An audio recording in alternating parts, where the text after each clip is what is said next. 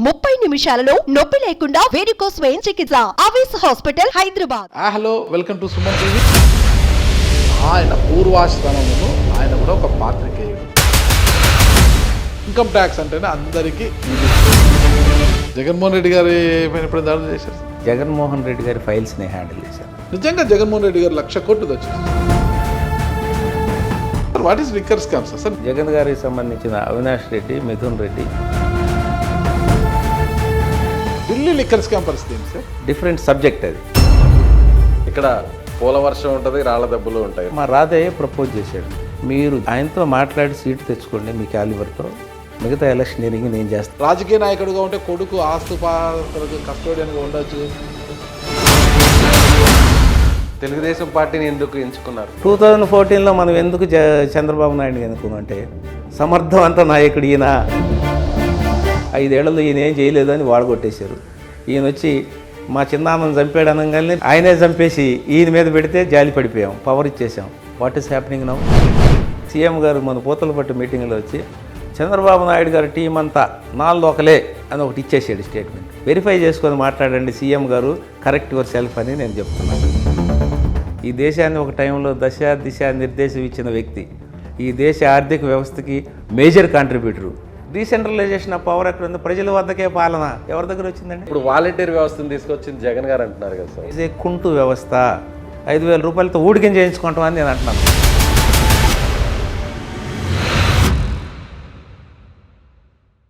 Hello, welcome to Suman TV. ఈరోజు మన అతిథి మాజీ income tax joint commissioner, TDP Chittoor parliament అభ్యర్థి దగ్గుమల్ల ప్రసాదరావు గారు. దగ్గుమల్ల ప్రసాదరావు గురించి ఇప్పటికీ చాలామంది చాలా ఇంటర్వ్యూలు చూసిన అందరికీ తెలుసు.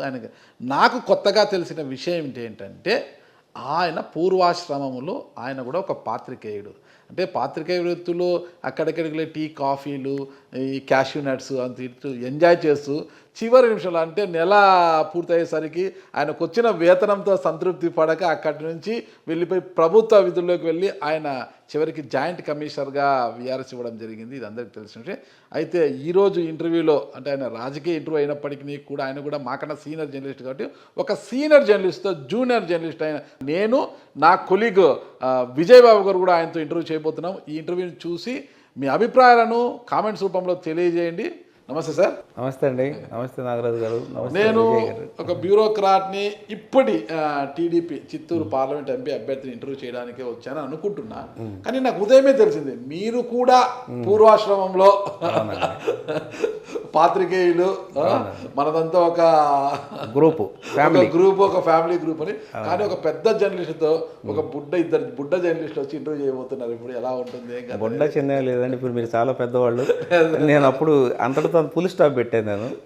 సో ఇప్పుడు మీరు చాలా పెద్ద జర్నలిస్ట్. ఎలా సార్ అసలు నాకు ఫస్ట్ మనం అదే స్టార్ట్ చేస్తాము. ఒక జర్నలిస్ట్గా అంటే బ్యాచులర్ ఆఫ్ జర్నలిజం పూర్తి చేసి జర్నలిస్ట్గా మారిన మీరు తర్వాత ఇన్కమ్ ట్యాక్స్ అధికారిగా ఇన్కమ్ ట్యాక్స్ డిపార్ట్మెంట్లోకి ఎలా వెళ్ళారు, తర్వాత రాజకీయాలు ఎలా ఉంది ఈ జర్నీ అంటే? సో మీరు నాకు కొంచెం టైం ఇస్తే హిస్టారికల్ బ్యాక్గ్రౌండ్ చెప్తాను, చారిత్రక నేపథ్యంలో వద్దాం. మీ కుటుంబ నేపథ్యం నుంచి స్టార్ట్ చేస్తారు. స్వగ్రామం మాది చింతగుంపల్లి అని ఒక చిన్న కుగ్రామం, అది చిన్నగంజాం మండలంలో వస్తుంది, ప్రకాశం డిస్టిక్.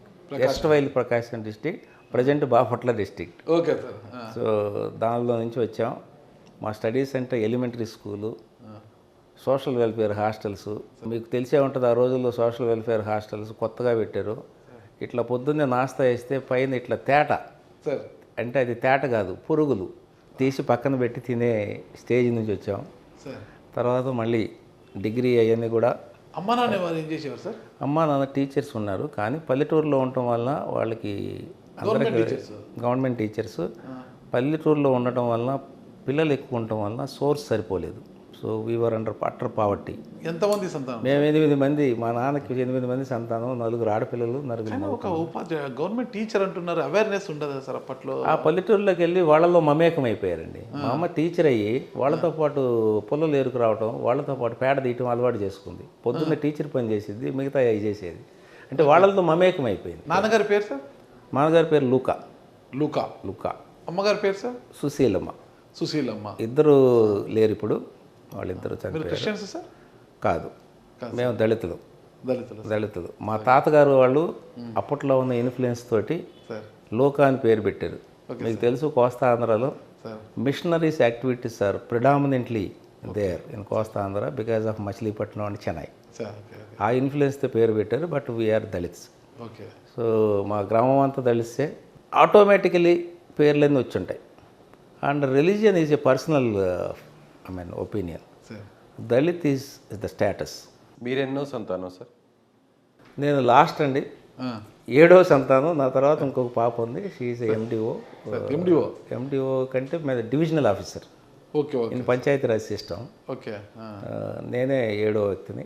మిగతా వారంతా ఏం చేస్తున్నారు సార్? పెద్దవారంతా మిగతా వాళ్ళందరూ నేనే 62కి వచ్చాను కదా, సగం మంది పోయారు ఈ దేశం వదిలి. ఇంకో 4-5 ఉన్నాం. సార్ సో వాళ్ళంతా ఏదో చేసేసి వెళ్ళిపోయారు, హౌస్ వైఫ్స్. గ్రాడ్యుయేషన్ ఎక్కడ చేశారు సార్ అప్పుడు? Chirala VRS and YRN college అండి. ఓకే సార్ తెలుగు మీడియంలో చేసి you can imagine central university of హైదరాబాద్లో 1981లో ఇంగ్లీష్ మీడియంలో ఎంట్రన్స్ రాసి సీటు తెచ్చుకున్నాను నేను. Oh sir that was a great achievement ఆ రోజుల్లో. అండ్ అప్పట్లో మీకు university is like a American యూనివర్సిటీలా ఉండేది యూనివర్సిటీ ఆఫ్ హైదరాబాద్ అంటే. Either they speak in English or in Hindi. Telugu ఎవడు మాట్లాడు. Correct sir. హైదరాబాద్ ఎందుకంటే అందరూ ఆల్ ఓవర్ ఇండియా నుంచి డ్రా చేస్తారు. Central university, Hyderabad central university, Chennai, Bengal, Delhi యూనివర్సిటీలో seat miss, JNU Delhi miss అయిన వాళ్ళందరూ ఇక్కడికి వస్తారు. సార్ సో వీళ్ళందరితో కలిపి ఒక 6 నెలలు కింద మీద పడి స్ట్రగుల్ చేసి ఇంగ్లీష్ నేర్చుకుని, that is why my English. PG చేశారు సార్ అక్కడ? ఎంఏ. Okay MA. మీరు గమనిస్తే నా ఇంగ్లీష్ ఎక్వైర్డ్ ఇంగ్లీష్ అంటారు. మీరు ఇంగ్లీష్ని కానీ చూస్తే it is not a elementary school English, it is acquired English. Hindu paper చదివి, టైమ్స్ ఆఫ్ ఇండియా చదివి నేర్చుకున్న ఇంగ్లీష్ తప్పితే మనం కూరగాయల పేర్లు సరిగ్గా చెప్పమంటే చెప్పలేము.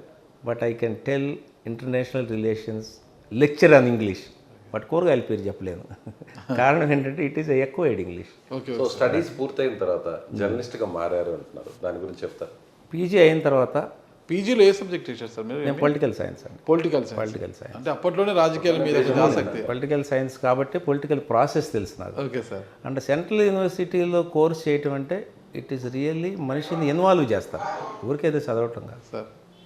సో ఆ పొలిటికల్ ప్రాసెస్ తెలుసు, పబ్లిక్ అడ్మినిస్ట్రేషన్ తెలుసు, మ్యాక్స్ వెబర్ బుక్స్ తెలుసు, థామస్ హాబ్స్ బుక్స్ తెలుసు, అరిస్టాటిల్ తెలుసు, ప్లాటో తెలుసు, ప్లటానిక్ అడ్మినిస్ట్రేషన్ తెలుసు. సో గ్రీక్ థియరీలన్నీ చదువుకున్నాం. Okay. So and international relations is my favourite subject. It was my specialisation. దాని తర్వాత వెంటనే ఉస్మానియా యూనివర్సిటీలో ఎంట్రన్స్ రాసి, సార్ మీకు తెలుసు అక్కడ 2 ఎంట్రన్స్లు కష్టం, ఒకటి journalism, 2 MBA. Okay sir. MBA 2 ఏళ్ళు చదవాలి కాబట్టి నేను 1 ఇయర్లో చదవాలని నేను జర్నలిజం డిగ్రీ చేశానండి. Okay sir. మా Usha Vasal Reddy was my professor, Bashiruddin was our head of the department. Okay. Bashiruddin మీకు తెలిసే ఉంటుంది, very famous ambassador to many countries. విన్నా సార్. ఆయన మా head of the department. So ఆ తర్వాత కొన్నాళ్ళు యుఎన్ఐ, పీటీఐ, తర్వాత ఇండియన్ ఎక్స్ప్రెస్కి, సార్ అప్పట్లో డెక్కన్ క్రానికల్ కూడా ఓకే. కొన్ని స్టోరీస్ రాసేవాడిని. మనం normal we call it a story okay. రాసేవాడిని. అవి నాకు ఫైనాన్షియల్ సపోర్ట్ ఇవ్వలేదు కాబట్టి. ఎంత ఇచ్చేవారు సార్ అప్పుడు జీతం మీకు? నాకు 800 ఇచ్చారండి నెలకి, తొలి జీతం. తర్వాత అసెంబ్లీలో పెద్దోళ్ళతో మాట్లాడమంటారండి. నేను రాగానే 2 అసైన్మెంట్లు ఇచ్చి పలానాయని కలవండి అంటే అక్కడ జీడిపప్పును డ్రై ఫ్రూట్స్, టీ ఇస్తారండి. ఇది చాలా పెద్ద జాబ్ అనుకున్నాను. తీరా నెల జీతం వచ్చేటప్పుడు 800 ఇచ్చారు. మీకు దండం. నేను కాంపిటేటివ్ ఎగ్జామ్ చేసుకుని I'm in need of money, నాకు ఎవరు సపోర్ట్ లేదు, I have to get some money అని ఇన్కమ్ ట్యాక్స్లోకి వచ్చాను. ఏ ఇయర్లో సార్? This is somewhere in 1989. 1989 through SSC? Through SSC inspector of income ట్యాక్స్కి వచ్చాను నేను. Okay sir. Inspector of income. Okay. Inspector cadre నుంచి మీరు ప్రమోట్ అవుతూ, నా అదృష్టం కొద్దీ 5 ఇయర్స్లో ఇన్కమ్ ట్యాక్స్ ఆఫీసర్ అయ్యాను. అనదర్ 12 ఇయర్స్లో అసిస్టెంట్ కమిషనర్ అయ్యాను. అనదర్ 2 ఇయర్స్లో డిప్యూటీ కమిషనర్ అయ్యాను. అనదర్ 9 ఇయర్స్లో జాయింట్ కమిషనర్ అయిపోయాను. It's all time bound. Okay. అంటే ఎగ్జామ్స్ క్లియర్ చేస్తే it is a time bound. మీరు హైదరాబాదు, పూనా అంతా చేసినట్టున్నారు సార్? హైదరాబాద్ ఇన్కమ్ ట్యాక్స్ ఆఫీసర్గా ఉన్నప్పుడు నేను మహబూబ్ నగర్, నల్గొండ డిస్ట్రిక్ట్స్ ఆఫీసర్గా చేశాను. తర్వాత హైదరాబాద్ ఇన్వెస్టిగేషన్లో 8 ఏళ్ళు లాంగ్ చేశానండి. I was the most sought after person in investigation department because investigation skills ఎక్కువైనా నిస్వార్థంగా పనిచేస్తాడని. బిజినెస్ పీపుల్ ఎక్కడ రెసిడెన్స్ ఉంటే మాకుంటాయి. Residence is the main premises, చిన్న రెసిడెన్స్లు, ఆఫీస్ ప్రెమిసెస్లు. I was posted, drafted okay. Any time search is there, నన్ను డ్రాఫ్ట్ చేసి ఆ మెయిన్ ఇంటికి పంపించే బాధ్యత వీళ్ళు తీసుకునేవాళ్ళు. 8 years కంటిన్యూస్లీ వాజ్ దేర్. తర్వాత బయటకు వచ్చాను. నేనే అడిగాను, నన్ను దీనికే రిస్ట్రిక్ట్ చేస్తారా, నా లైఫ్ అదర్ రంగాలకు పంపించరా, ప్లీజ్ ట్రాన్స్ఫర్ మీ అంటే. ఐటీ దాడులు ఎప్పుడైనా పాల్గొన్నారు సార్ మీరు? 8 ఏళ్ళు. 8 ఏళ్ళు. ఇప్పుడు ఎన్ని దాడులు చేస్తుంటారు సార్ సుమారుగా? నేను పార్టిసిపేట్ చేసినవి 100 పైన ఉంటాయి. ఆథరైజ్డ్ ఆఫీసర్ అంటారు, అంటే నేనే హ్యాండిల్ చేసేవి. నాకు ప్రెమిసెస్ ఇచ్చి ఈ బిల్డింగ్కి మీరే హ్యాండిల్ చేయని ఆథరైజ్డ్ ఆఫీసర్ మాత్రం 30 ఉంటాయి. ఓకే. మిగతా నేను పార్టిసిపేషన్ చేస్తాను. One of the group. మీరు దాడులు చేసిన వాళ్ళు అతి పెద్ద అవును, ధనవంతులు ఎవరున్నారు సార్? చాలా పెద్ద ధనవంతులు ఉన్నారు, మన పేర్లు చెప్పకూడదు. I have done my job in fiduciary capacity అంటారు. Okay okay sir. దానిలో ఉన్న వాటిల్లో ఏది కూడా నేను బయటకు వచ్చి మాట్లాడకూడదు. జగన్మోహన్ రెడ్డి గారి పైన ఎప్పుడు దాడులు చేశారు? జగన్మోహన్ రెడ్డి గారు మేము దాడులు చేసే పరిస్థితి రాలేదు, కానీ జగన్మోహన్ రెడ్డి గారి ఫైల్స్ని హ్యాండిల్ చేశాను. ఓకే. సో అవన్నీ మాట్లాడుకుంటే నా ఫిడ్యూసరీ కెపాసిటీ పోతుంది. సో ఈ మధ్య నేను ఒక ఇంటర్వ్యూ చేశాను. అజయ్ కల్లం గారని, ఆయన ఒక ఇది ఇచ్చాడు, వీడియో ఇచ్చాడు. మాజీ సిఎస్ వీడియో ఇచ్చి జగన్మోహన్ రెడ్డి గారి ప్రభుత్వం గురించి ఫేవర్గా మాట్లాడుతూ మేము అది చేసే ఇది చేస్తే నేను ఒక వీడియో ఇచ్చాను. అయ్యా, మీరు 40 ఏళ్లలో సిఎస్గా చేశారు, పెద్ద బ్యూరోక్రాట్, మీకు ఇంత చిన్న విషయం ఎట్లా తెలియలేదు? మన జాబులో చేసిన ప్రతిదీ ఆన్ ఓత్ చేస్తాం. You are performing and the fiduciary capacity, you are not suppose to disclose any information to others either in the job or out of job. ఇది గుర్తుపెట్టుకోవాలి. ఇన్ కేస్ మీరు ఏమన్నా రాజకీయ నాయకుల క్రియాశీల సభ్యత్వం తీసుకుంటే అప్పుడు మాట్లాడవచ్చు, దాన్ని అంతా వదిలేయచ్చు, కానీ సీక్రెట్స్ తీసుకురాకూడదు. మీ పర్ఫార్మెన్స్లో మీ మినిస్ట్రీ చెప్పినప్పుడు, లేకపోతే మీరు టాప్ పోస్టులు చేశారు, సీఎం చెప్పినవి అని తీసుకొచ్చి బయట చెప్పకూడదు. లేకపోతే నేను కమిషనర్గా ఉండగా ఇది చేశానని చెప్పకూడదు. అట్లా చేసే పని అయితే చంద్రబాబు నాయుడు గారి దగ్గర చేసిన వాళ్ళు 10 మంది ఆఫీసర్లను తెచ్చి మాట్లాడితే బ్యూరోక్రసీ కొట్టుకుంటారు, రాజకీయ నాయకులు పక్కన కూర్చుంటారు. అట్లాంటి పరిస్థితి రాకూడదు. Bureaucracy is a bureaucracy, it cannot exceed it's limits. రాజకీయ నాయకులు మాట్లాడలేకపోతే మీరు అరవిందని అసమర్థులేమని అనుకొని మీరు మాట్లాడుతున్నారా? వాళ్ళు మాట్లాడలేకపోయారా? ఎందుకు మాట్లాడుతున్నారు మీరు? తప్పండి, please don't talk like this. లేకపోతే మీరు మాట్లాడితే బ్యూరోక్రసీ కొట్టుకుందాం. You are exceeding your limits. బ్యూరోక్రసీలో లిమిట్స్ ఎక్సీడ్ అయిన వాళ్ళందరి పరిస్థితి మనం పేర్లు చెప్పుకోకుండా చూస్తే ఏ గతి పట్టారో తెలుసు. అరెస్ట్ అయ్యారు, హెల్త్ ప్రాబ్లమ్స్ వచ్చినాయి, ఇంతవరకు బయటపడలేదు ఒక్కళ్ళు కూడా. రాజశేఖర రెడ్డి గారి హయాంలో జరిగిన నష్టానికి అందరూ కెరీర్లంతా నాశనం అయిపోయి ఇంకా కేసులు నడుస్తున్నాయి. అట్లాంటి పరిస్థితి తెచ్చుకోవద్దు. Don't indulge in this kind of thing. Let us separate bureaucracy, separate political supremacy. ఏది లేదన్నా this is a democratic country. Political leader ఎడ్యుకేటెడా అన్ఎడ్యుకేటెడ్ అనేది సంబంధం లేకుండా they are the rulers. You are just executors. If you limit that execution then you land up in trouble. Sir చిన్న ప్రశ్న అడగకూడదు కానీ నాకు క్యూరియాసిటీ అడుగుతున్నా. ఇప్పుడు జగన్మోహన్ రెడ్డి గారి నుంచి 1,00,000 కోట్లు దోచేశాడు అంటున్నారు కదా సార్ అందరూ కూడా, రాజకీయ నాయకులు అందరూ కూడా. అయితే మీరు ఆయన ఫైల్స్ నేను చూశాను అంటున్నారు కదా సార్, నిజంగా జగన్మోహన్ రెడ్డి గారు 1,00,000 కోట్లు దోచేశారు? నేను ఇప్పుడే చెప్పాను, నేను ఆ ఫైల్స్ హ్యాండిల్ చేయడంలో నా capacity as a deputy commissioner, fiduciary capacity, I'm not suppose to divulge any information regarding that. నేను అందుకే ఇంతవరకు టీడీపీలో నేను ఎంపీ సీట్ అభ్యర్థి తీసుకున్నా కూడా ఆ విషయాలు మాత్రం సక్సెస్ఫుల్గా మాట్లాడను. కానీ మీరు ఇందాకే చెప్పారు, ఒకవేళ రాజకీయ పార్టీల్లో చేరి సభ్యత్వం తీసుకుంటే మాట్లాడవచ్చు అని చెప్పి. మాట్లాడవచ్చు, కానీ గవర్నమెంట్ ఇచ్చిన సీక్రెసీని బయట పెట్టకూడదు. అదే నేను అజయ్ కల్లం గారి గురించి సీక్రెట్స్ మనం హ్యాండిల్ చేసి. గవర్నమెంట్ ఆఫీసర్ కాదు, బట్ నేను ఓత్ తీసుకున్నాను. నేను ఫిడ్యూసరీ కెపాసిటీలో ఈ విషయాలు బయటికి చెప్పను. నేను చనిపోయిన దాకా అది నాకు నిలబడాలి, అంతేగాని like CBI is capable of raiding anybody till death. ఇంతకుముందు దాకా ఏంటి, రిటైర్ అయిన దాకా అనుకునేవాళ్ళు. No, now CBI can carry on its activities till death of anybody. ఎందుకు అడుగుతున్నారంటే సిబిఐ ఛార్జ్ షీట్లలో కూడా జగన్మోహన్ 1,00,000 కోట్లు చూపించలేదు. వాళ్ళు చూపించింది కూడా అందరికీ తెలిసినదే. మరి 1,00,000 కోట్లు ఎక్కడికి పోయాయి? మరి ఇన్కమ్ ట్యాక్స్ అధికారికి మాట్లాడుతూ ఉంటే బాగోదు, ఎందుకంటే అంత దూరం వెళ్ళకూడదు. ప్రజెంట్ కేసులు ఏమైనా మాట్లాడమంటే మాట్లాడతాను. If you ask me about skill development case నేను మాట్లాడగలను. If you ask me about liquor scam నేను మాట్లాడగలను. సైంటిఫిక్గా మాట్లాడుకుందాం with evidence. What is liquor scam sir? Liquor scam మనకి ఇక్కడ యాక్చువల్గా పబ్లిక్ డొమైన్లో ఇది మాట్లాడుకోవటం మన సిగ్గుచేటు. యాక్చువల్గా మద్యం అనేది మద్యం గురించి డిస్కస్ కాకపోతే ప్రపంచ దేశాలన్నీ మద్యం కూడా పార్ట్ ఆఫ్ అవర్ లైఫ్ అనుకుంటున్నాయి కాబట్టి it's part of the life. ప్రభుత్వాలు కూడా మద్యం మీదనే నడుస్తున్నాయి, మద్యం ద్వారా వచ్చే ఆదాయం మీద మనం కూడా ఇది part of our life now. ప్రభుత్వ ఇన్కమ్ కూడా మద్యం మీద వస్తున్నాయి కాబట్టి దాని గురించి మాట్లాడుకోవాల్సింది. ఎవరైనా నేను అబ్జెక్షన్ చూస్తే క్షమించండి. అయితే ఇది మీకు తెలుసు, మన ప్రొసీజర్ ఏంటంటే మ్యానుఫ్యాక్చరింగ్ కంపెనీస్ నుంచి లైక్ మెక్డోవల్ లేకపోతే ఇంకా కొన్ని ప్రొడ్యూసింగ్ ఎనీ అదర్ కంపెనీస్ తెచ్చి మనం ఆంధ్రప్రదేశ్ బేవరీస్ కార్పొరేషన్ లిమిటెడ్కి తీసుకుంటాం. మనం it is a corporation belonging to the state government. అక్కడ నుంచి వివిధ షాపులకి సప్లై చేస్తాం ఆన్ పేమెంట్ ఆఫ్ డీడీస్. అది క్యాష్ అండ్ క్యారీ అంటారు కదా, డీడీ గట్టి తీసుకెళ్ళాలి. మీకు ఎన్ని కేసులు కావాలి షాపుల్లో అమ్ముకుంటారు. సో దట్ ఏంటంటే కంపెనీ నుంచి ఏపీబీసీఎల్ కొంత పర్సంటేజ్ తీసుకుంటుంది, రిటైన్ చేసుకుంటుంది for their profit and expenditure. అక్కడ నుంచి వీళ్ళకి ఇస్తుంది, మార్జిన్ ఇస్తుంది. మీరు 20% మార్జిన్ ప్రాఫిట్లో అమ్ముకోవచ్చు. మీరు చేసి ఉంటారు అక్కడ రేట్ ఉంటుంది, అక్కడ సేల్ ప్రైస్. ఆ సేల్ ప్రైస్ అనేది ఒక 20% హైగా పెడతారు, మిగతా రేటుకి మీరు అమ్ముకుంటూ ఉండొచ్చు. అందుకే చాలామంది కొంటే మీకు డిస్కౌంట్ ఇస్తుందంటాడు బాటిల్ మీద, దాని డిస్కౌంట్ అది చూసుకోండి, నష్టానికి ఎప్పుడు ఇడు. ఇది ప్రొసీజర్ యాక్చువల్గా. దాని రెవెన్యూ వచ్చి 2 types ఆఫ్ రెవెన్యూస్ ఉంటాయి. దాని మీద ఎక్సైజ్ డ్యూటీ కట్టాలి ఒకటి, తర్వాత ఏపీబీసీఎల్కి వచ్చే ప్రాఫిట్ స్టేట్ గవర్నమెంట్. ఈ 2 రెవెన్యూస్ వస్తాయి. దానివల్ల మనకి నెలకి నాకు తెలిసిన లెక్కల ప్రకారం 13,000 నుంచి 15,000 కోట్లు వచ్చుండేవి ఇంతకుముందు మనకి. ఇది కొన్ని సంవత్సరాల క్రితం. ఉమ్మడి ఆంధ్రప్రదేశ్ లేదంటే బయటపడిన తర్వాత కూడా ఉన్నాయి పర్ మంత్. దాన్ని ఇప్పుడు ఏం జరుగుతుందో చెప్తాను.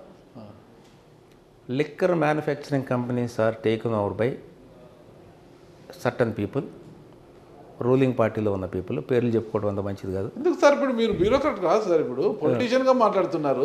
కంపెనీ ఓతు దీని మీద అయితే ఓతు తీసుకోలేదు. లేదు, మాట్లాడచ్చు సార్, చెప్పండి. అయితే చెప్తాను. జగన్ గారికి సంబంధించిన అవినాష్ రెడ్డి, మిథున్ రెడ్డి వీళ్ళందరూ దాన్ని తీసుకున్నారు.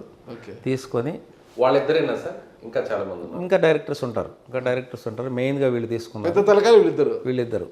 దానిలో మ్యానుఫ్యాక్చరింగ్ ప్రాసెస్ తెలిస్తే మీరు ఒకసారి చెప్పండి నాకు ఐడియా. లిక్కర్ మ్యానుఫ్యాక్చరింగ్ ప్రాసెస్ ఏంటంటే మనకు బ్రిటిషర్స్, యూరోపియన్స్ నేర్పించిన పద్ధతి ఏంటంటే మనుషులకి హామ్ జరగకుండా ఈ మద్యం ఇంటాక్సికేషన్ ఎలా చేయాలి అనే దానికోసం బార్లీ, వీట్, తర్వాత spirit is natural spirit which comes out of molasses of sugar mills. దానికి ఒక కంపెనీ ఉంటుంది స్పిరిట్ చేసేది. ఇంత బాటిల్ రావడానికి పెద్ద మొలాసిస్ కావాలి. ఆ బాటిల్ని తీసుకొని కొన్ని డ్రాప్స్ వేస్తే ఆల్కహాల్ అవుతుంది. ఇవన్నీ కలిపి న్యాచురల్ ప్రాసెస్లో ఒక బాటిల్ తయారయ్యి దాన్ని ఎంతకాలం నువ్వు ఫెర్మెంటేషన్లో పెడతావు అనే దాన్ని బట్టి దాని రేట్ ఉంటుంది. మనం చూస్తాం Scotland scotch 18 years old, 24 years old అని. దాన్ని బట్టి రేటు పెరుగుతుంటుంది.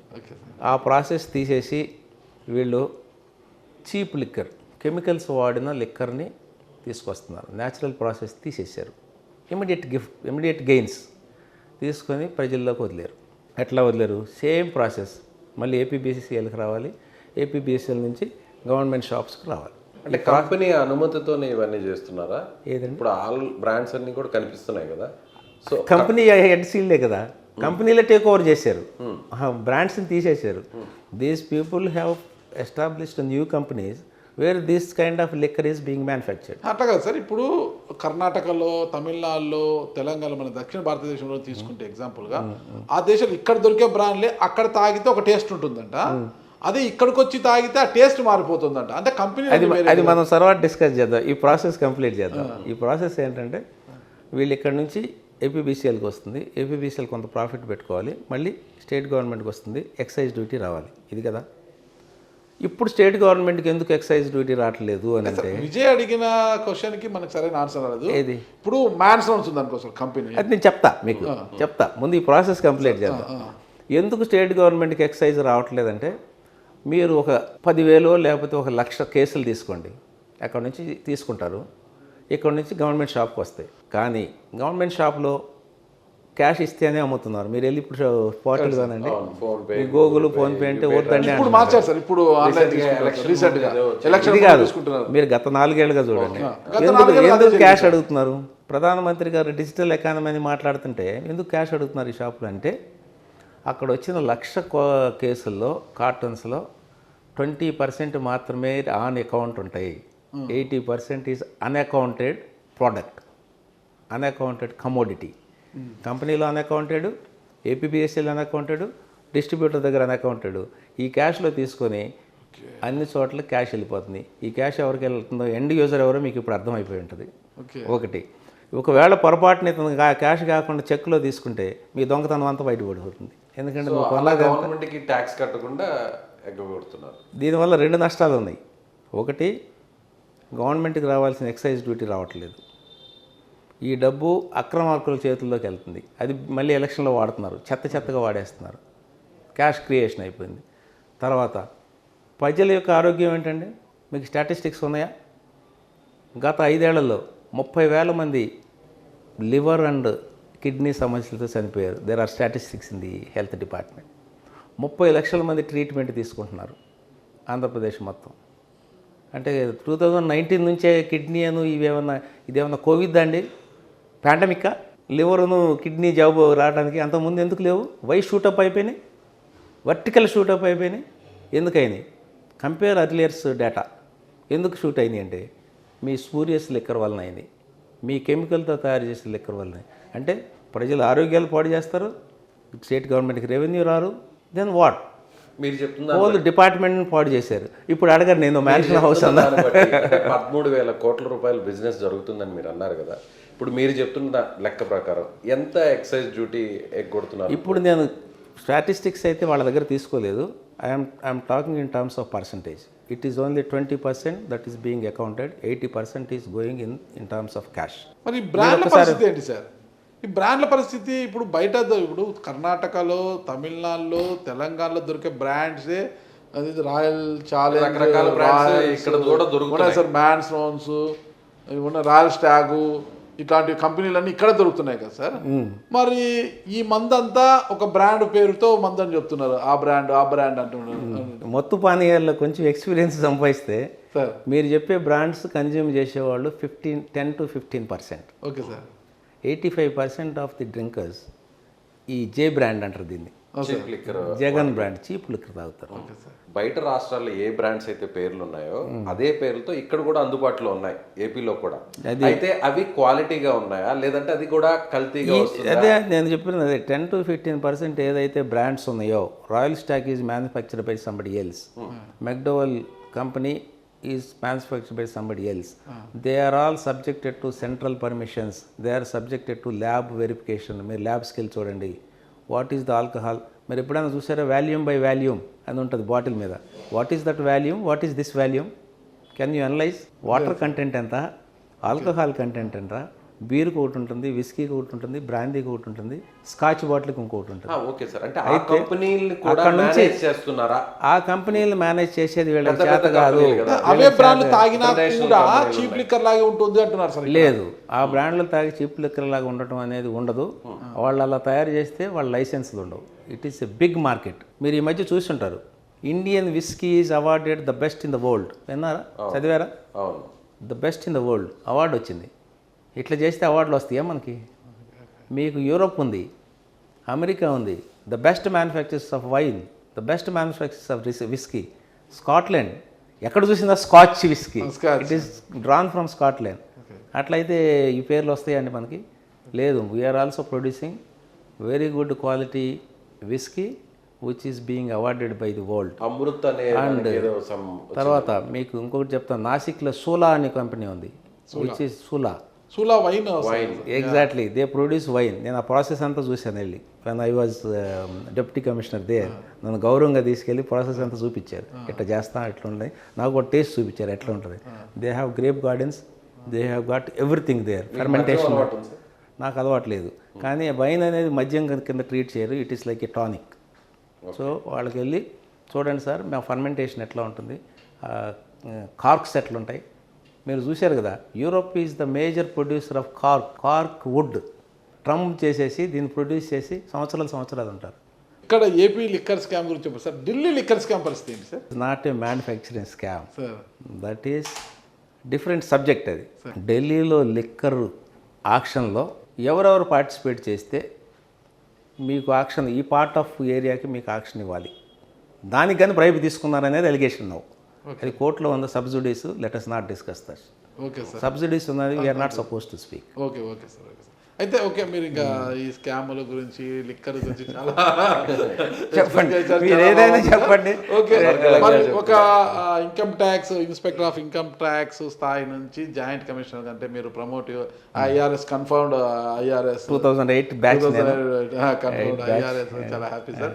మరి ఇంత మంచి హోదాలో ఒక జాయింట్ కమిషనర్ హోదాలో ఉన్న మీరు ఉన్నట్టుండి 2019లో బీఆర్ఎస్ ఇచ్చి ఒక్కసారిగా వ్యాపారాల వైపు రాధే కన్స్ట్రక్షన్, అప్పటికే మీ కుమారుడు రాధే కన్స్ట్రక్షన్ పెట్టి భారీగా ఆర్జించారు, బాగా ఒక పెద్ద స్థాయికి వెళ్ళిపోయింది కన్స్ట్రక్షన్. దాంట్లో మీరు కూడా ఒక స్టేక్ హోల్డర్గా ఉండిపోయారు మీరు. మరి ఆ వ్యాపార రంగం వైపు ఎందుకు వచ్చారు? ఒక మంచి హోదా. అసలు చెప్పాలంటే ఉన్న శాఖల్లో ఇన్కమ్ ట్యాక్స్ అంటేనే అందరికీ ఇది, ఎవరికైనా ఎంత పెద్ద అధికారికైనా పొలిటీషియన్కైనా సరే, పెద్ద అధికారికైనా సరే, మీ పై ఉన్న అధికారికైనా ఇదే ఇన్కమ్ ట్యాక్స్ పేరు చెప్తే అది ఎప్పుడు దాడి చేస్తున్న అడ్వాంటేజ్ ఏంటంటే పోలీస్ కన్నా భయపడరు కానీ సార్ ఇన్కమ్ ట్యాక్స్ భయపడతారు. ఎందుకంటే చాలా కష్టపడి సంపాదించలు, కష్టపడటమో తర్వాత దొడ్డిదారిలోనూ వచ్చిన డబ్బుల్ని వీళ్ళు తీసుకెళ్ళిపోతారు. మీకు తెలుసు, the pain of losing money is more than the pain of hitting. అందుకని భయపడతారు. సరే సార్, తీసుకెళ్తారు కదా సార్. ఇన్కమ్ ట్యాక్స్ అంత పారదర్శకంగానే ఉంటారు సార్. ఇన్కమ్ ట్యాక్స్ అధికారులు కూడా చాలా పారదర్శకంగా ఉంటారు. దాడులు చేసిన ప్రతి రూపాయిని కూడా లెక్కలో చూపిస్తారండి. ప్రాసెస్ చాలా స్ట్రిక్ట్గా ఉంటుందండి. మీరు అందరూ అంటారు ఇది ఒక్కడమే ఉండదు సార్, గైడెడ్ రైడ్లని. ఏడన్నా 100లో 1-2 ఉంటాయి, కానీ ఒక సెర్చ్ చేయడానికి మాకు 6 months పడుతుంది. అండ్ వారంటీ సైనింగ్ అంటారు, దాన్ని సైన్ చేయడానికి సాటిస్ఫై చేయాలి ఆయన్ని, పెద్ద ఆయన్ని. నేను ఎందుకు ఇది చేస్తున్నాను, దీనివల్ల మనకు వచ్చే రెవెన్యూ ఏంటని. ఇవన్నీ చేయాలంటే 6 నెలలు పడుతుంది సమ్ టైమ్స్. నేను అంతా డెవలప్ చేసిన తర్వాత ఆయన అమెరికా వెళ్ళిపోతాడు. ఓ 3 నెలలు టూరో, ఒక 6 నెలలు పిల్లల దగ్గర ఉందామని వెళ్తాడు. కాదు, ఎవరి మీద అయితే చేస్తున్నాం ఆయన, మా పర్పస్ రాదు. 6 నెలలు వెయిట్ చేస్తాం, అది కూడా తెలిసిపోతుంది మనకి. సార్ ఈయన లేడు ఇప్పుడు, let us not execute this, let him come, ఆయన వచ్చిన తర్వాత చేద్దామని. 6 months తర్వాత మళ్ళీ సేమ్ ఎక్సర్సైజ్ ఇట్లాంటి చేసి మళ్ళీ మొత్తం తీసుకొని సెర్చ్ చేస్తారు. మీరు దర్శకున్న పారదర్శకత ఖచ్చితంగా ఉంటుంది. ఇంత కూడా లోపం జరిగితే ఉద్యోగాలు వెళ్ళిపోతాయి. ఓకే సార్, ఎవడు ఉద్యోగం ఉండదు. పెద్ద పెద్ద డబ్బున్న బడాబాబులు మెయింటైన్ చేయరు సార్ ఇన్కమ్ ట్యాక్స్ అధికారులని. నో, ఏదో దొరికింది నువ్వు ఇంత తీసుకొని ఈ ప్రాసెస్లో it's a group activity. Okay, ఇప్పుడు నేను ఒక ఇంటికి 15 మంది టీంతో వెళ్తాను. అక్కడికి పోయి మీలాంటి వాళ్ళు వస్తే అయ్యా ఇది వదిలేసి నేను డబ్బులు ఇస్తానంటే it's a matter of career, it is matter of integrity. Nobody will do that. ఎవడన్నా ఒక్కడు చేస్తే he will be banned from such teams. నువ్వు రావద్దు, ఇంకా ఇటు డ్యూటీ చేయొద్దని పంటేస్తారు. అన్ని శాఖల్లో మీ మనుషులు ఉంటారు సార్? అన్ని శాఖల్లో మా మనుషులు ఉంటారు. మా మనుషులు అన్ని శాఖలకు వెళ్ళి చూసుకుంటారు. మా సోర్స్ ఏంటంటే మ్యాగజైన్స్. తర్వాత ఇంతకుముందు మేము ఇన్ఫార్మెంట్స్ మీద ఆధారపడేవాళ్ళం, ఇప్పుడు సిస్టమ్ తగ్గిపోయింది.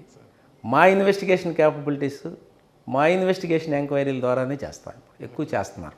సో ఇంత మంచి హోదాలో పనిచేసిన మీరు ఎదుటి వారిని ఎంతటి వారినైనా దడ పుట్టించే ఉద్యోగంలో ఉన్న మీరు ఉన్నట్టుండి ఎందుకు అక్కడ నుంచి ఖద్దరు వేసుకుని నేను ఉన్నట్టుండి మన చారిత్రక నేపథ్యం మన మధ్యలో ఆగిపోయింది, జర్నలిజం దగ్గర ఆగిపోయింది.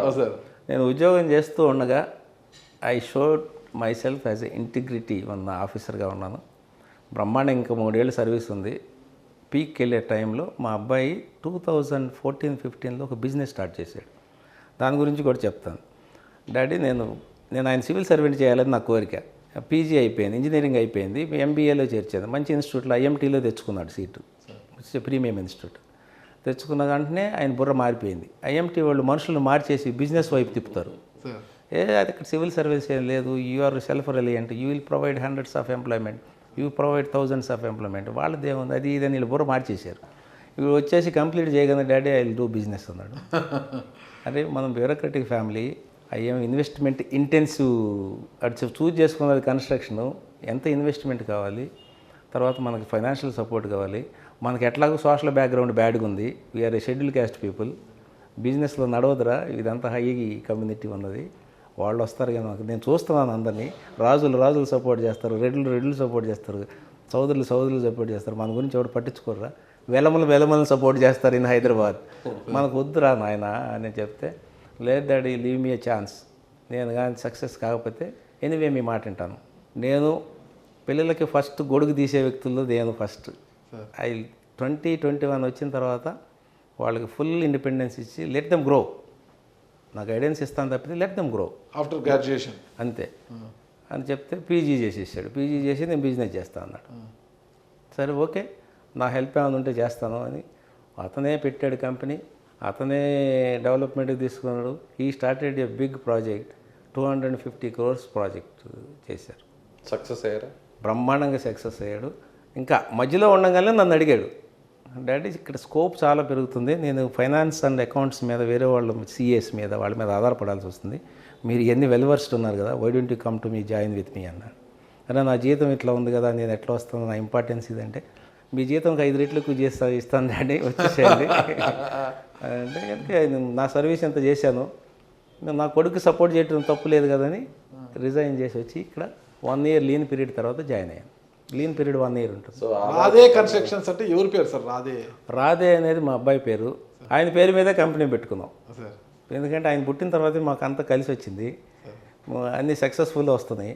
సార్ ఆయన పేరుతోనే పెడితే సక్సెస్ వస్తుందని ఒక నమ్మకం, అది మూఢనమ్మకం అనండి ఏదన్నా కానీ అది సక్సెస్ అయిపోయింది. సో ఆదాయ పన్ను శాఖ అధికారి కుమారుడి వ్యాపారం అంతా కూడా పన్నులన్నీ కూడా ప్రభుత్వాన్ని సక్రమంగా కడుతున్నారు. నేను వచ్చాను, నన్ను చెప్పనియండి, నేను వచ్చి 1 year తర్వాత ఒక డైరెక్టర్షిప్ తీసుకున్నాను, షేర్ హోల్డింగ్ తీసుకున్నాను. నేను 20% of the business finance and accounts చేస్తున్నాను. 80% is being executed by mister Radhe. Architects, plans, structural plans, consultants, contract closing, material supply, what not అన్నీ ఆయన చూసుకుంటాడు. This company is doing a business with 150 engineers and 1000 labour now. ఆయన నేను అన్నదాన్ని prove చేశాడు, daddy నేనే employment ఇస్తాను చేస్తున్నాడు. అలాగే మా డాక్టర్ ఒక ఆమె ఉంది, డి రాజీవ్ అని, ఆమె కూడా వన్ ఆఫ్ ది డైరెక్టర్స్, ఆమె కూడా MSc psychology, she is a specialist in child psychology. ఆమె కూడా ఒక డైరెక్టరు, ఆమె కూడా డిజైన్స్లో గ్రీనరీ పార్ట్లో హెల్ప్ చేస్తుంటుంది వాళ్ళ అమ్మాయికి. అలాగే వాళ్ళ husband superintendent of police in Telangana పోలీసులో, ఎస్ఐబి ఇన్ఛార్జ్, ఒక డిస్ట్రిక్ట్ కాదు ఎస్ఐబి ఇన్ఛార్జ్. ఈజ్ స్పెషలైజ్డ్, మీకు తెలిసే ఉంటుంది, is anti terrorist activities in Telangana, is heading 1 unit. So అంత ఉన్నారు కాబట్టి నేను వచ్చి జాయిన్ అయ్యాను, అందుకని దాని నుంచి వచ్చాను తప్పితే ప్రాముఖ్యమైన ప్లేస్.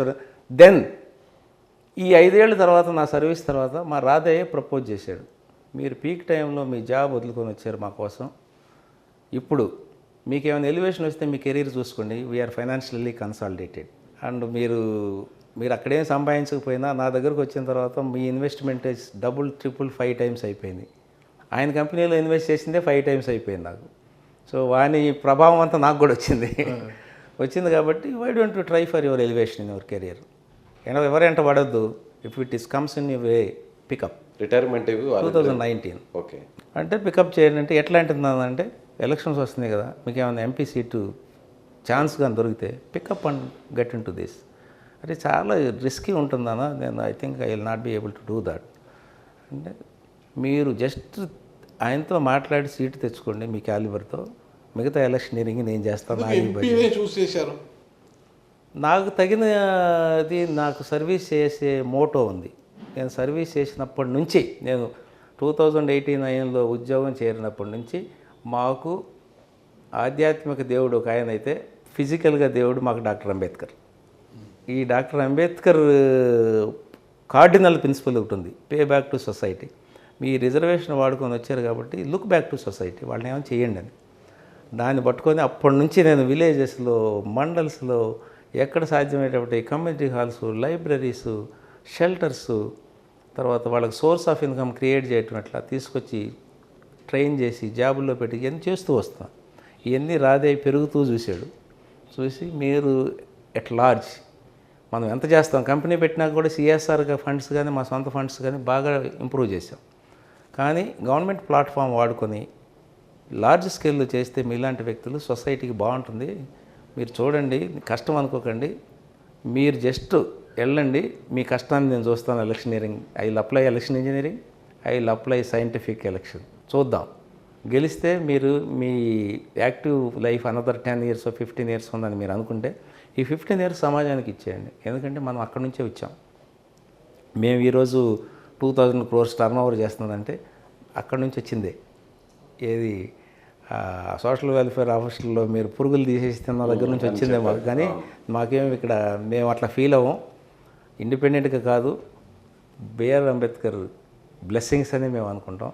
ఆధ్యాత్మిక దేవుడు ఉన్న ఆయన బ్లెస్సింగ్స్ ఎలాగో తీసుకుంటాం. ఇవి జరుగుతాయి కాబట్టి మీరు చేయండి, మీ బాధ్యత నేను తీసుకుంటాను.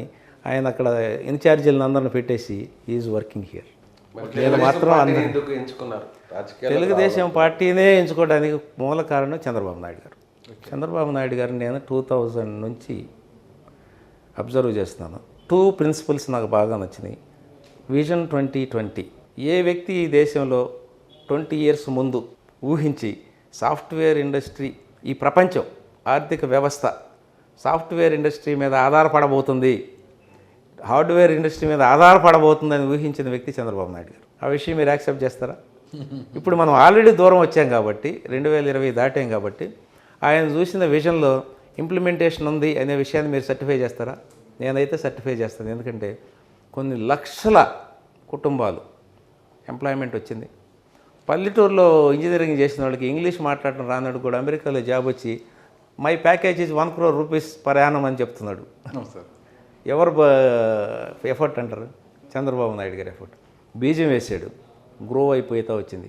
రాజశేఖర రెడ్డి గారు వచ్చారు, ఆయన ఎప్పుడు డిస్ప్యూట్ చేయాల, క్యారీ ఆన్ చేశారు. What Chandrababu did is correct అని ఆయన క్యారీ ఆన్ చేశారు. తర్వాత మన కిరణ్ కుమార్ రెడ్డి వచ్చారు, వీళ్ళంతా వచ్చారు, వాళ్ళు అంత క్యారీ ఆన్ చేయకపోయినా దాని కిందకైతే దించలేదు. దెన్ డివిజన్ వచ్చింది, టుక్ ఆఫ్. కేటీఆర్ వచ్చేసాడు, కేసీఆర్ వచ్చేసాడు, సాఫ్ట్వేర్ ఇండస్ట్రీని పీక్ తీసుకెళ్ళిపోయారు. You know what is the exports now in from Telangana and from India? Our major export income comes from software engineer, software exports.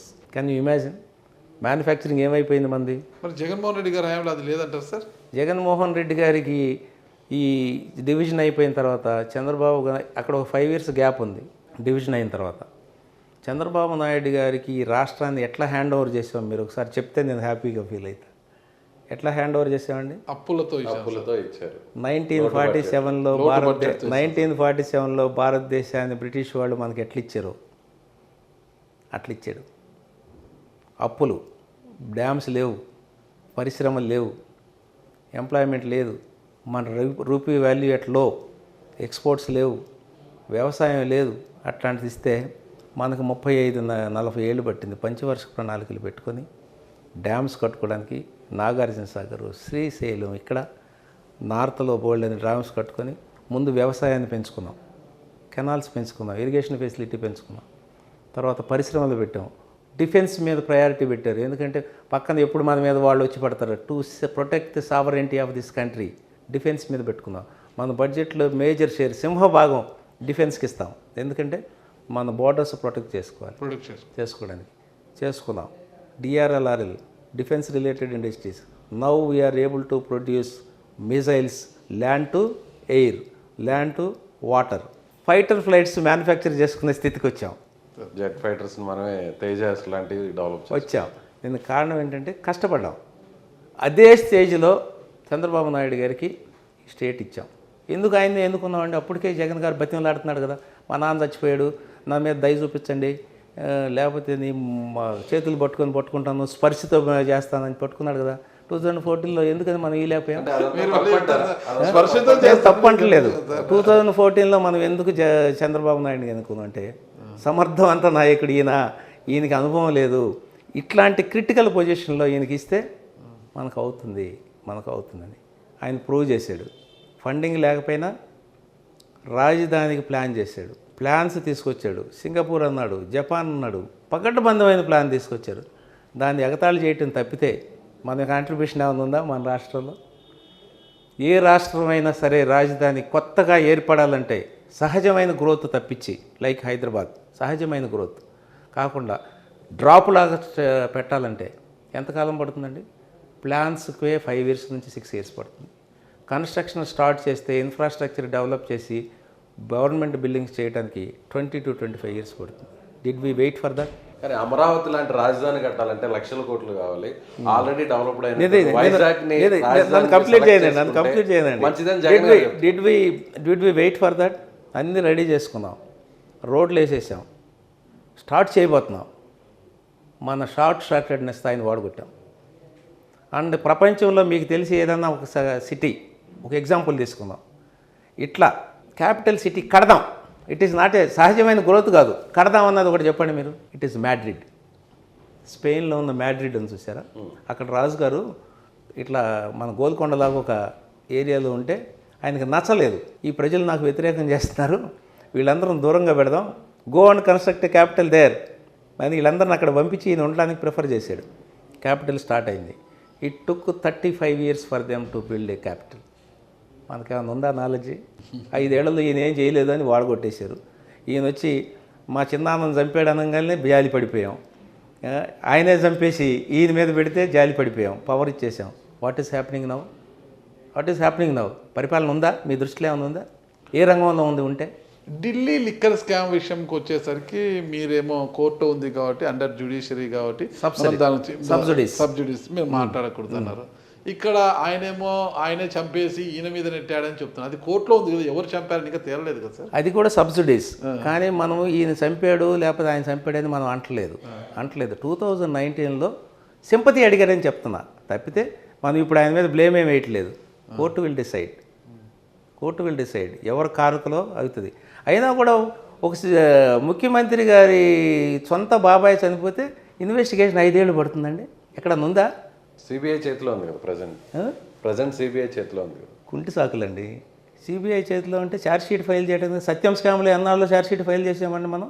ఈడీఎన్ CBI పెద్ద స్కామ్లు ఎన్నాళ్ళు ఫైల్ చేసామండి. మీరు చెప్పండి, లిక్కర్ స్కామ్లో ఎంతమంది అరెస్ట్ చేసామండి? ఇప్పుడు ఎంత డ్యూరేషన్లో చేసాం చెప్పండి. కరెక్ట్. కసపని ఎన్నాళ్ళలో మనం డిసైడ్ చేసాం. Process of law.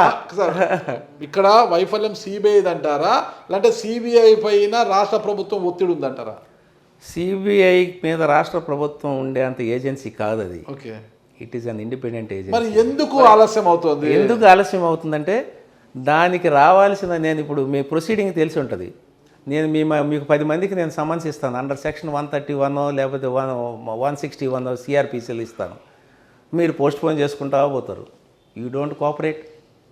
లేకపోతే ఇంకొక దానికి ఏదో ఇస్తాం, you don't cooperate, then it gets extended. CBI కేంద్రం చేతిలో ఉంది కాబట్టి, కేంద్రంతో జగన్మోహన్ రెడ్డి సఖ్యతగా ఉన్నారు కాబట్టి జాప్యం జరుగుతుంది అనుకోవచ్చు కదా. నేను సిబిఐ అంత కేంద్రం చేతిలో ఉంది, ఇన్ఫ్లుయెన్స్డ్ అని నేను అనుకోవట్లేదు. It's an independent agency. CVC కంట్రోల్లో నడుస్తుంది. And it is a governing body under Delhi police act, not other law act. So వాళ్ళకి అదేం లేదు, దే ఆర్ ఇండిపెండెంట్లీ. మనం ప్రొసీడింగ్ డిలే చేస్తున్నాం. ఇప్పుడు నేను మీకు ప్రొసీడింగ్ ఇస్తాను, మీరు నాకు డిలే చేసుకుంటూ పోయారు.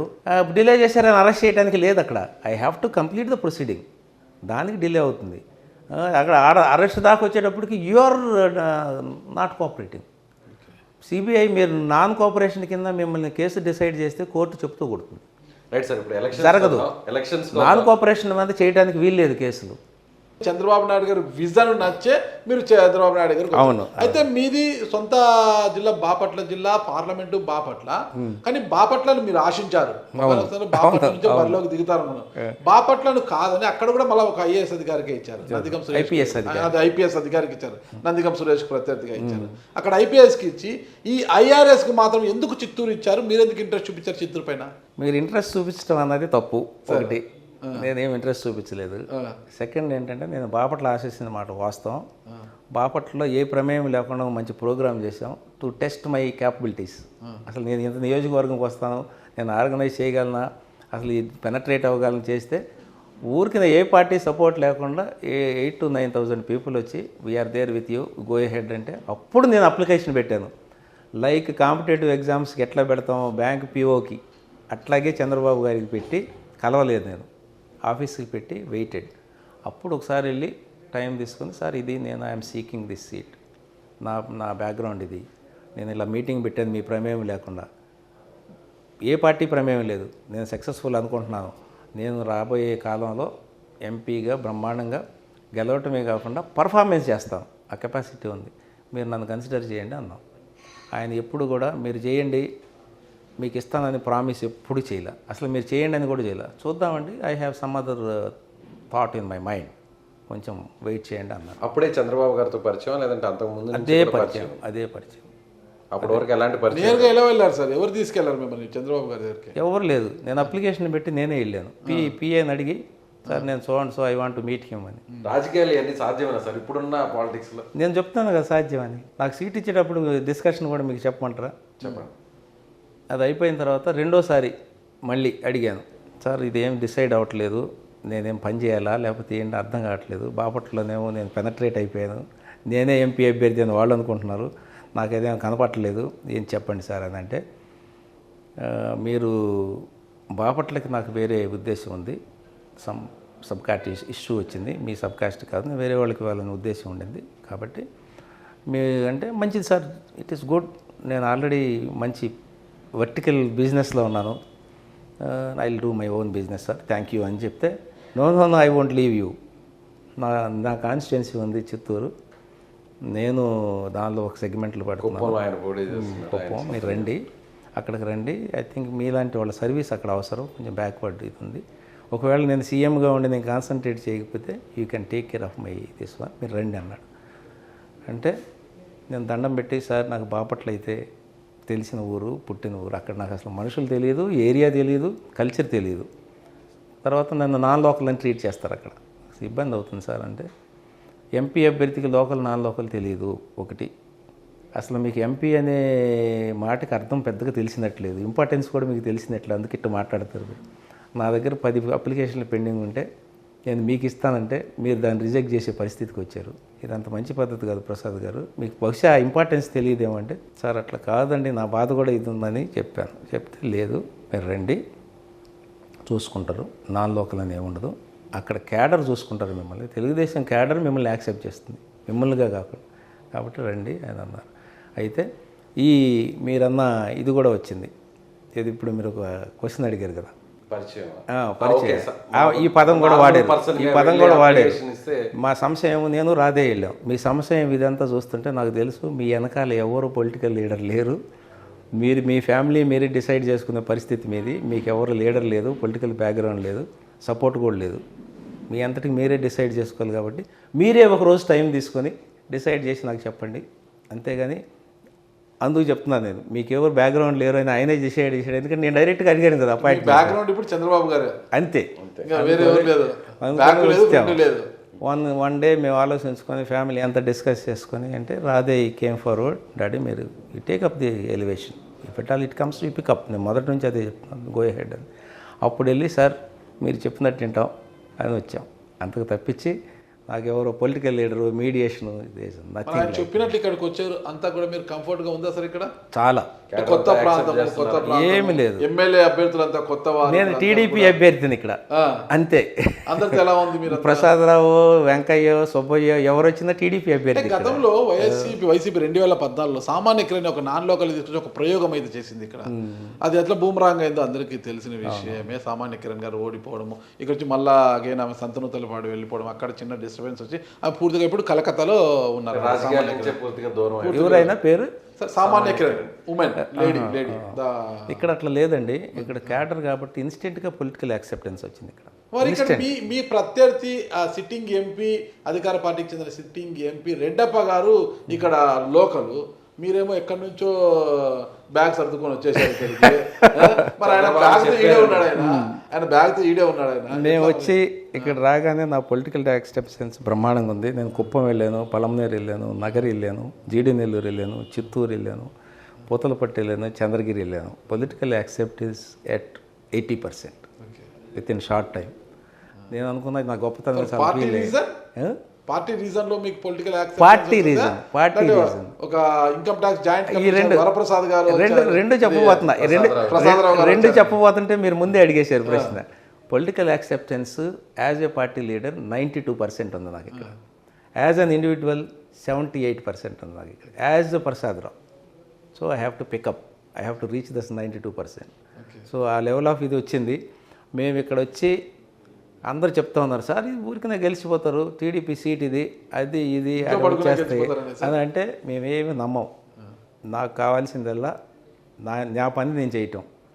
ఎలక్షన్ ఇంజనీరింగ్ ఎట్లా అప్లై చేయాలి, ఎలక్షన్ సైంటిఫిక్గా ఎట్లా చేయాలి, బూత్ లెవెల్ మేనేజ్మెంట్ ఏంటి, యూనిట్ లెవెల్ మేనేజ్మెంట్ ఏంటి, క్లస్టర్ లెవెల్ మేనేజ్మెంట్ ఏంటి, ఎట్లా పెనట్రేట్ అవుతాం, ఇవన్నీ అప్లై చేస్తున్నాం. ఎట్లా పబ్లిసిటీ చేసుకోవాలి with in my limits. Election commission చేసిన అలౌ చేసిన నా ఎక్స్పెండిచర్లో ఎంత చేసుకోవాలి మేము, నేను ఏమి సమస్యలను గుర్తించాను, ఏ సమస్యలను నేను అడ్రస్ చేయబోతున్నాను అని చెప్పుకుంటూ వెళ్తే ఈ లెవెల్కి వచ్చాం. సార్ టికెట్ కావాలని ఎంతకాలం ముందు ట్రై చేశారు?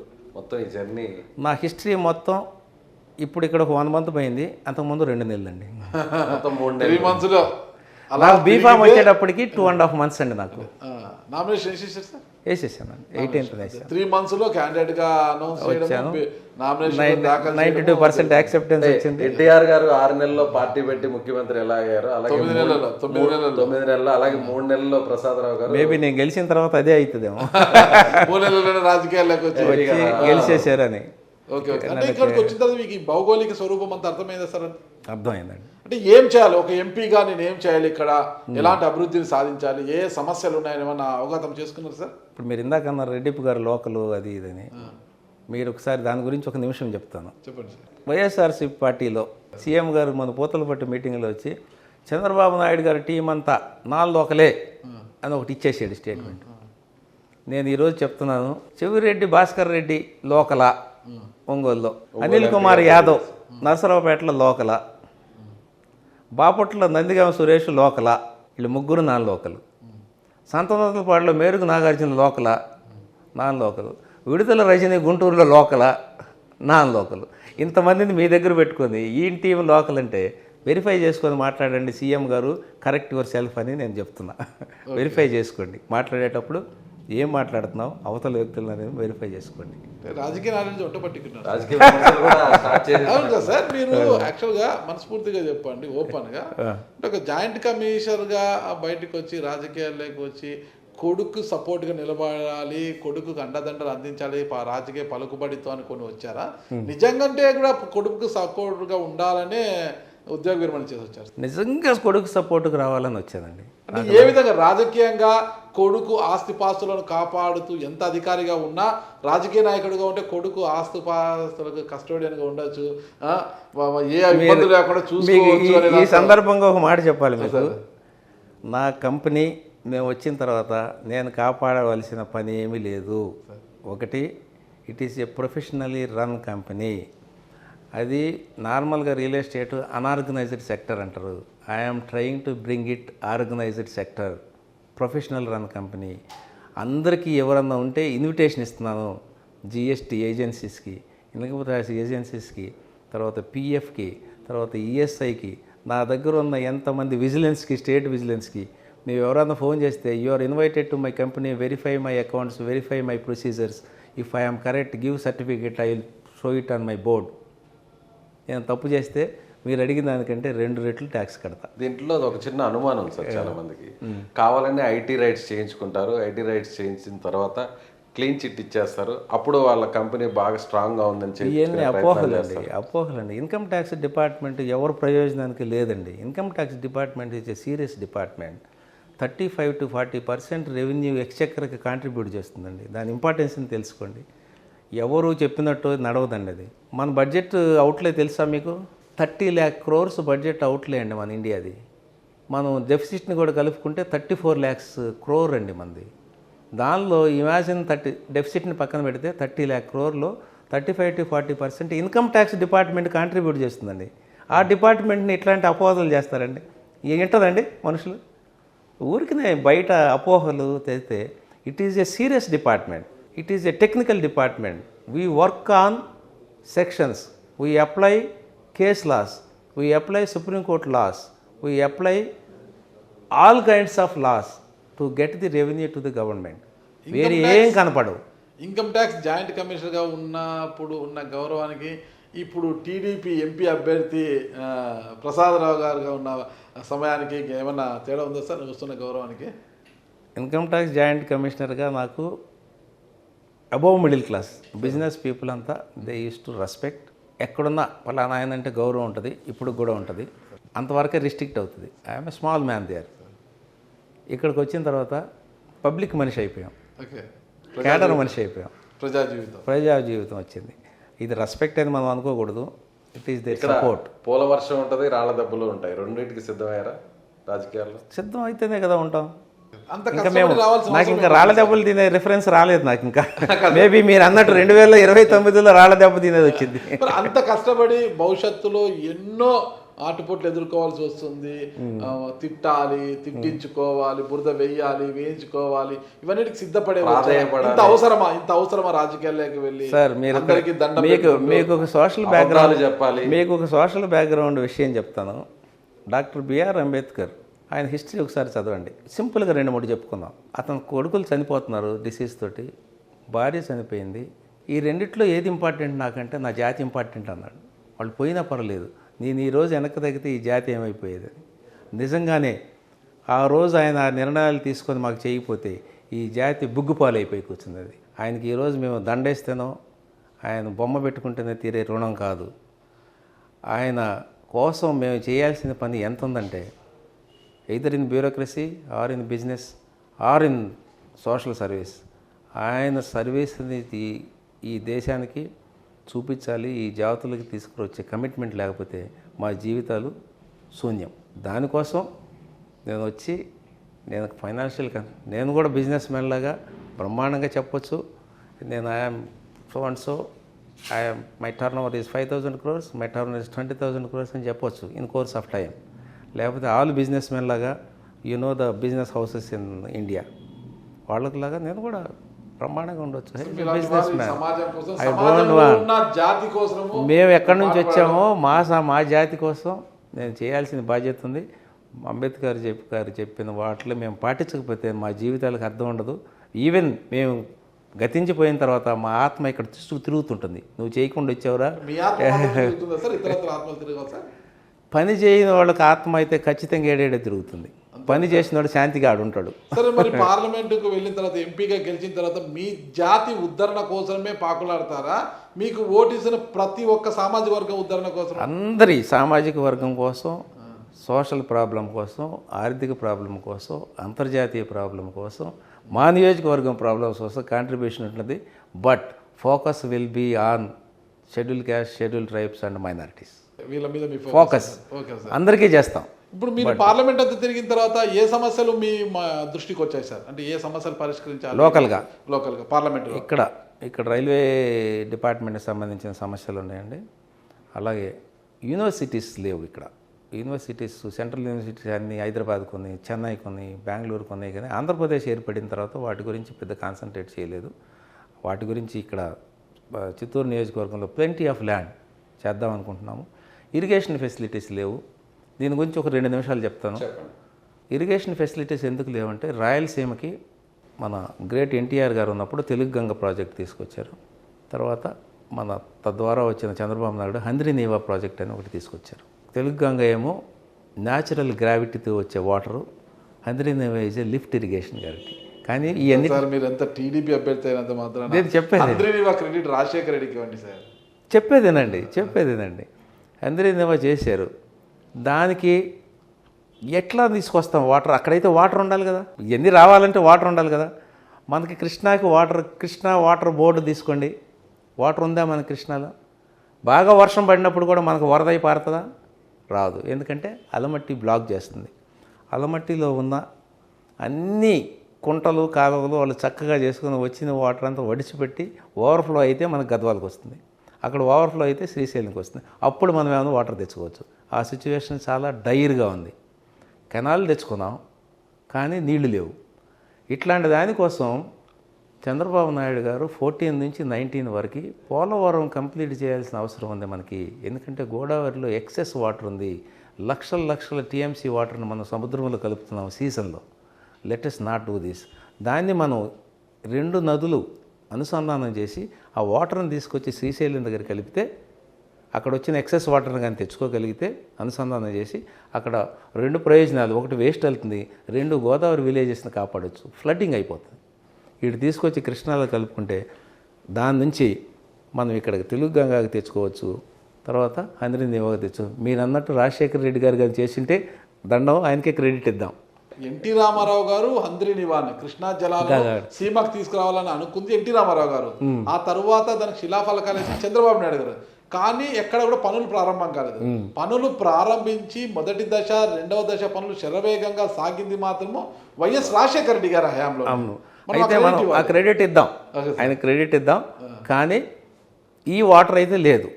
అయితే ఆ వాటర్ తెచ్చుకుంటే మన కృష్ణా రివర్లోకి వచ్చే ప్రయోజనం ఏంటంటే మీ తెలుగు గంగ వస్తుంది, హంద్రి నివా వస్తుంది, నాగార్జున సాగర్లో రైట్ కెనాల్, లెఫ్ట్ కెనాల్ వస్తుంది. Right canal feed almost Addanki నియోజకవర్గం దాకా వెళ్ళిపోతుంది. లెఫ్ట్ కెనాల్ తీసుకుపోయి కోదాడ దాకా ఫీడ్ అవుతుంది. ఈ వాటర్ కోసం చూస్తున్నాం. ఇంకా కిందకి వెళ్తే ప్రకాశం బ్యారేజ్లో బకింగ్హామ్ కెనాల్ అని వస్తుంది.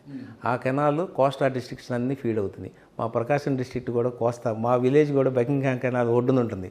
ఈ సంవత్సరం పంటలు లేవు. మాట్లాడితే మీరు పంటలు వేయకండి, వరి పంటలు వేయకండి, నీళ్లు లేవు అని చెప్తారు. మీరు చేసిన కృషి ఏంటి నీళ్లు తెచ్చుకోవడానికి? 72% కంప్లీట్ చేశారండి పోలవరంలో. 28% కంప్లీట్ చేయలేక దాన్ని అట్లా ఆపేశారండి. ఎవరైనా నష్టపోతుంది? రాయలసీమ ప్రజలు, కోస్తా ఆంధ్ర ప్రజలు. ఈ నష్టం అవసరమా మనకి? మరి ఆ నష్టాన్ని పూరించడానికి చిత్తూరులో మీరే చేయబోతున్నారు సార్. ఆ నష్టాన్ని పూరించడానికి ఫస్ట్ చంద్రబాబు నాయుడు గారు రాగానే 28% కంప్లీట్ చేసి రివర్స్ ఇంటర్ కనెక్ట్ చేసి వాటర్ తీసుకోవడానికి అయితే ఆయన మేనిఫెస్టోలోనే ఉంది. ఖచ్చితంగా చేస్తారు. వాటర్ వస్తుంది. ఆ వాటర్ చిత్తూరు తీసుకొస్తారు సార్. చిత్తూరు పార్లమెంట్కి రానక్కర్లేదు. మనం హంద్రి నివా వస్తే చాలు కదా. ఎన్ని పార్లమెంట్లు వెళ్తుంది? అది పలమనేరులో వెళ్తుంది, కుప్పంలో వెళ్తుంది. గ్రౌండ్ వాటర్ రిప్లెనిష్ అవుతుంది. గుంటలు తీయండి, వర్షం వచ్చినప్పుడల్లా నింపేసుకుందాం. గుంటల వల్ల మనం వాడుకోవచ్చు. తర్వాత రిప్లెనిష్ అవుతుంది, గ్రౌండ్ వాటర్ రిప్లెనిష్. ఒకసారి వాటర్ టేబుల్ ఫ్లో చూడండి. చంద్రగిరి, నగరి, పూతలపట్టు, జీడి నెల్లూరు, ఈ వీటిలో కూడా వాటర్ రిప్లెనిష్ అవుతుంది. వాటర్ టేబుల్ ఫ్లో చూడండి మీరు. మనం ఒకసారి జియోలాజికల్గా సైడ్కి వెళ్ళిపోదాం. వాటర్ ఫ్లో ఎట్లా ఉంటుందండి? ఎక్కడి నుంచి ఏ డైరెక్షన్లో వెళ్తుందండి? ఎక్కడైతే వాటర్ వస్తుందో వాటర్ టేబుల్ ఏర్పడుతుంది. సార్ మొత్తం మీద తీసుకుని మీరు ఎంపీ అయితే ఇరిగేషన్ మీద ఎక్కువగా దృష్టి సారిస్తూనే ఉంటారు. ఎక్కువనేం కాదు, it is one of this one. రెండో విషయం ఏంటంటే యూనివర్సిటీస్. మూడో విషయం ఏంటంటే పరిశ్రమలు. ఇక్కడ నిరుద్యోగం ఎంత ఉందంటే ప్రతి ఇంజనీరింగ్ కాలేజ్ నుంచి, పాలిటెక్నిక్ నుంచి, ఐటీఐ నుంచి, డిగ్రీస్ నుంచి, జనరల్ డిగ్రీస్ నుంచి గ్రాడ్యుయేట్స్ వందలు వస్తున్నారు. ఎంప్లాయ్మెంట్ లేదు. They are all going to Bengaluru, Chennai for small ప్రచారాల కోసం బాగుంటాయి సార్. ఇప్పటికీ కూడా ఒకటే చెప్తున్నారు. మళ్ళీ అటువారు ఇటువారు ఇద్దరు ఒకటే చెప్తున్నారు. Chennai to Bengaluru via Chittoor industrial corridor అంటున్నారు. అది ఇంతవరకు ఏంది సాకారం అయింది లేదు. ఇప్పుడు రోడ్ అయితే పడుతుంది, మీరు చూశారు. 4-way రోడ్డు పడుతుంది. Then that is going to be one of the best transport facility. అండ్ మీకు కూడా తెలుసు, చెన్నై బెంగళూరులో 100 kilometers బయట ఇండస్ట్రీస్ పెట్టుకోకుండా ఒక ఆర్డర్ పాస్ చేశారు. తెలుసా మీకు? ఈ within the radius of 100 kilometers no industries will be permitted. ఎందుకంటే ఆల్రెడీ ఎక్కువైపోయినాయి. సౌత్కి కాకుండా ఒక్కసారి సౌత్కి ఆల్రెడీ కాంచీపురం, పెరుమదూరు వచ్చింది. ఒక్కసారి మీరు ఇటు సైడ్ నార్త్ వెస్ట్ కానీ చూసుకుంటే వీఆర్ లొకేటెడ్ దేర్ చిత్తూరు. ఈ జస్ట్ క్రాస్ 100 kilometers, 120 kilometers అవే చిత్తూరు ఇస్ దేర్. మనం ఏం అనుకుంటున్నామంటే ఇండస్ట్రియల్ క్యారిడర్ పెద్ద ఇండస్ట్రీస్ పెట్టమని, భారీ ఇండస్ట్రీస్ పెట్టమని మేము ప్రామిస్ చేయట్లా. ఎంఎస్ఎంఈలు పెడతాం, contract with the major industries. Automobile is wonderful in Chennai. అంటే మొట్టమొదటిగా మీ పార్లమెంట్ పరిధిలో టమోటా సాగు ఎక్కువ ఉంటుంది సార్. టమోటా కలిపి కోల్డ్ స్టోరేజ్లు పెడితే కింద మనకు బాగుంటుంది. కోల్డ్ స్టోరేజ్ పెట్టారు, ప్రైవేట్ కోల్డ్ స్టోరేజ్లు ఉన్నాయి. దానివల్ల రైతులు కొనకూరేది ఏం లేదు. అదొక ప్రాబ్లం ఉంది ఇక్కడ. మ్యాంగో పల్పు రేట్ పడిపోతుంది. కూడా రోడ్ల పక్కన పడేసే. అదేనండి, మ్యాంగో పల్పు ఇండస్ట్రీ ఉంది ఇక్కడ. మ్యాంగో ప్రొడక్షన్ ఎక్కువ ఉంది, టమాటా ఎక్కువ ఉంది, సిల్క్ వామ్స్ ఉన్నాయి పలమనేరు ఏరియాలో. ఆ ప్రాబ్లం ఉంది. మరి అందరూ అనుకున్నట్టు కోల్డ్ స్టోరేజ్ పెట్టుకొని దీన్ని ఎప్పుడో వాడుకుందామని లాంగ్ టర్మ్ డ్రా చేస్తున్నారు. మీరు కోల్డ్ స్టోరేజ్ పెట్టడం మంచిదే, దాన్ని పెట్టుకొని బెస్ట్ రేట్ వచ్చినప్పుడు ఇవ్వాలి. కానీ కోల్డ్ స్టోరేజ్ ప్రకాశం డిస్ట్రిక్ట్లో బిట్టర్ ఎక్స్పీరియన్స్ ఉంది. మేము పండించిన శనగంతా కోల్డ్ స్టోరేజ్లో పెడతాం, 2 ఏళ్ళు 3 ఏళ్ళకి రేటు రాదు. ఈ వడ్డీ భారం పెరుగుతుంది, కోల్డ్ స్టోరేజ్ ఫీజు పెరుగుతుంది తప్పితే అక్కడ రేటు రావట్లేదు. విసిగిపోయి ఏదో రేటు కమ్మి లాసులకు దండం పెట్టుకున్న స్థితి ఉంది అక్కడ. దానికంటే రైతుకి పంట వచ్చేటప్పటికే గిట్టుబాటు ధరలు ఇవ్వాలి. అనే దాని మీద కాన్సన్ట్రేట్ చేస్తే ఈ కోల్డ్ స్టోరేజ్ జాడ్యం మనకు తగ్గుతుంది. ఓకే, ఉంటాం. ఇంకా ఆ విషయాన్ని మనం పక్కన పెడితే రైల్వే సమస్యలు దృష్టికి వచ్చాయంటారు కదా. ఇప్పటికే కుప్పం ఆర్ఓబి కావచ్చు, చంద్రగిరి నియోజకవర్గం నార్సింగాపురం ఆర్ఓబి కావచ్చు, అది పూర్తి కాక ప్రజలు చాలా ట్రాఫిక్ సమస్యలతో చాలా ఇబ్బంది పడుతున్నారు. మరి వాటి అనాదిగా అవి అలాగే పెండింగ్లో ఉన్నాయి. మరి దగ్గుమల్ల ప్రసాదరావు గారు ఎంపీ అయితే వాటి సమస్యలు ఏమైనా పరిష్కారం అవుతాయంటారా? పరిష్కారం అవడానికైతే కృషి ప్రారంభం అవుతుంది. ఓకే, మీకు పాకాల రైల్వే జంక్షన్ మీకు తెలుసు. Okay, Chittoor railway junction no వసతులు. అదే ఇక్కడ చిత్తూరులో ఎవరు కాన్సన్ట్రేట్ చేసింది, ఎవరు ఎంపీ సెలెక్ట్ అయిపోతుంది. ఎక్కువ కాలం మీ పార్టీ వాళ్ళు ఎంపీగా ఉండింది ఎక్కడండి? ఎన్సీవి ప్రసాద్ గారు వీళ్ళంతా కూడా మీ పార్టీ ఎన్సీవి ప్రసాద్ వచ్చారు. ఇప్పుడు మనం పార్టీని బ్లేమ్ చేసుకునే స్థితిలో లేము. ఏం చేయబోతున్నావు? ఓకే, ఆపోజిట్ పార్టీ లీడర్ ఇందాక మీరు రెడ్డిప్పు గారు అన్నారు కదా, నాకు కనపడేది టీడీపీ పార్టీ, నేను ఎలా గెలుస్తాను, నేను ఎలా ప్రామిస్ చేస్తాను తప్పితే నాకు రిఫరెన్స్ నేను చేశానని చెప్పడానికి రిఫరెన్స్ లేదు. అందుకని నేను ప్రూవ్ అవనియండి, పెద్ద లీడర్ ఇవ్వండి, సింహం అవనండి, నాకు సంబంధం లేదు. నా పని నేను చేసి నేను ఎక్కడికి ఇంకా ఆయన అసలు తిరగకపోయినా నాకు సంబంధం లేదు. ఆయన ఎవరో కూడా నాకు సంబంధం లేదు. పెద్దిరెడ్డి గారు అనుకున్నారని కూడా చెప్తున్నారు. పెద్దిరెడ్డి గారు కాదు కదా, జగన్ రెడ్డి గారు అనుకున్నా కూడా నాకు సంబంధం లేదు. నేను పని చేస్తానని చెప్తున్నాను. I am trying to create a hope in the minds of the people that I'm going to perform for you. ఇక మనం ముందు చేశారా లేదా రిఫరెన్స్లు తీసుకొని వాటి గురించి మాట్లాడుకోవడం. రాజకీయ విమర్శలు, ప్రతి విమర్శలకు నేను ఏమీ భయపడండి. నా గురించి విమర్శ చేయడానికి ఏమి లేదు. అక్కడ ఒకే ఒక నాన్ లోకల్ అనే విమర్శ వచ్చింది. నాన్ లోకల్ నేను ఖాళీ చేశాను. నాన్ లోకల్ అనేది ఎంపీకి ఉండదు, మీరు నాన్ లోకల్ పెట్టుకున్నారని చెప్పేశాను.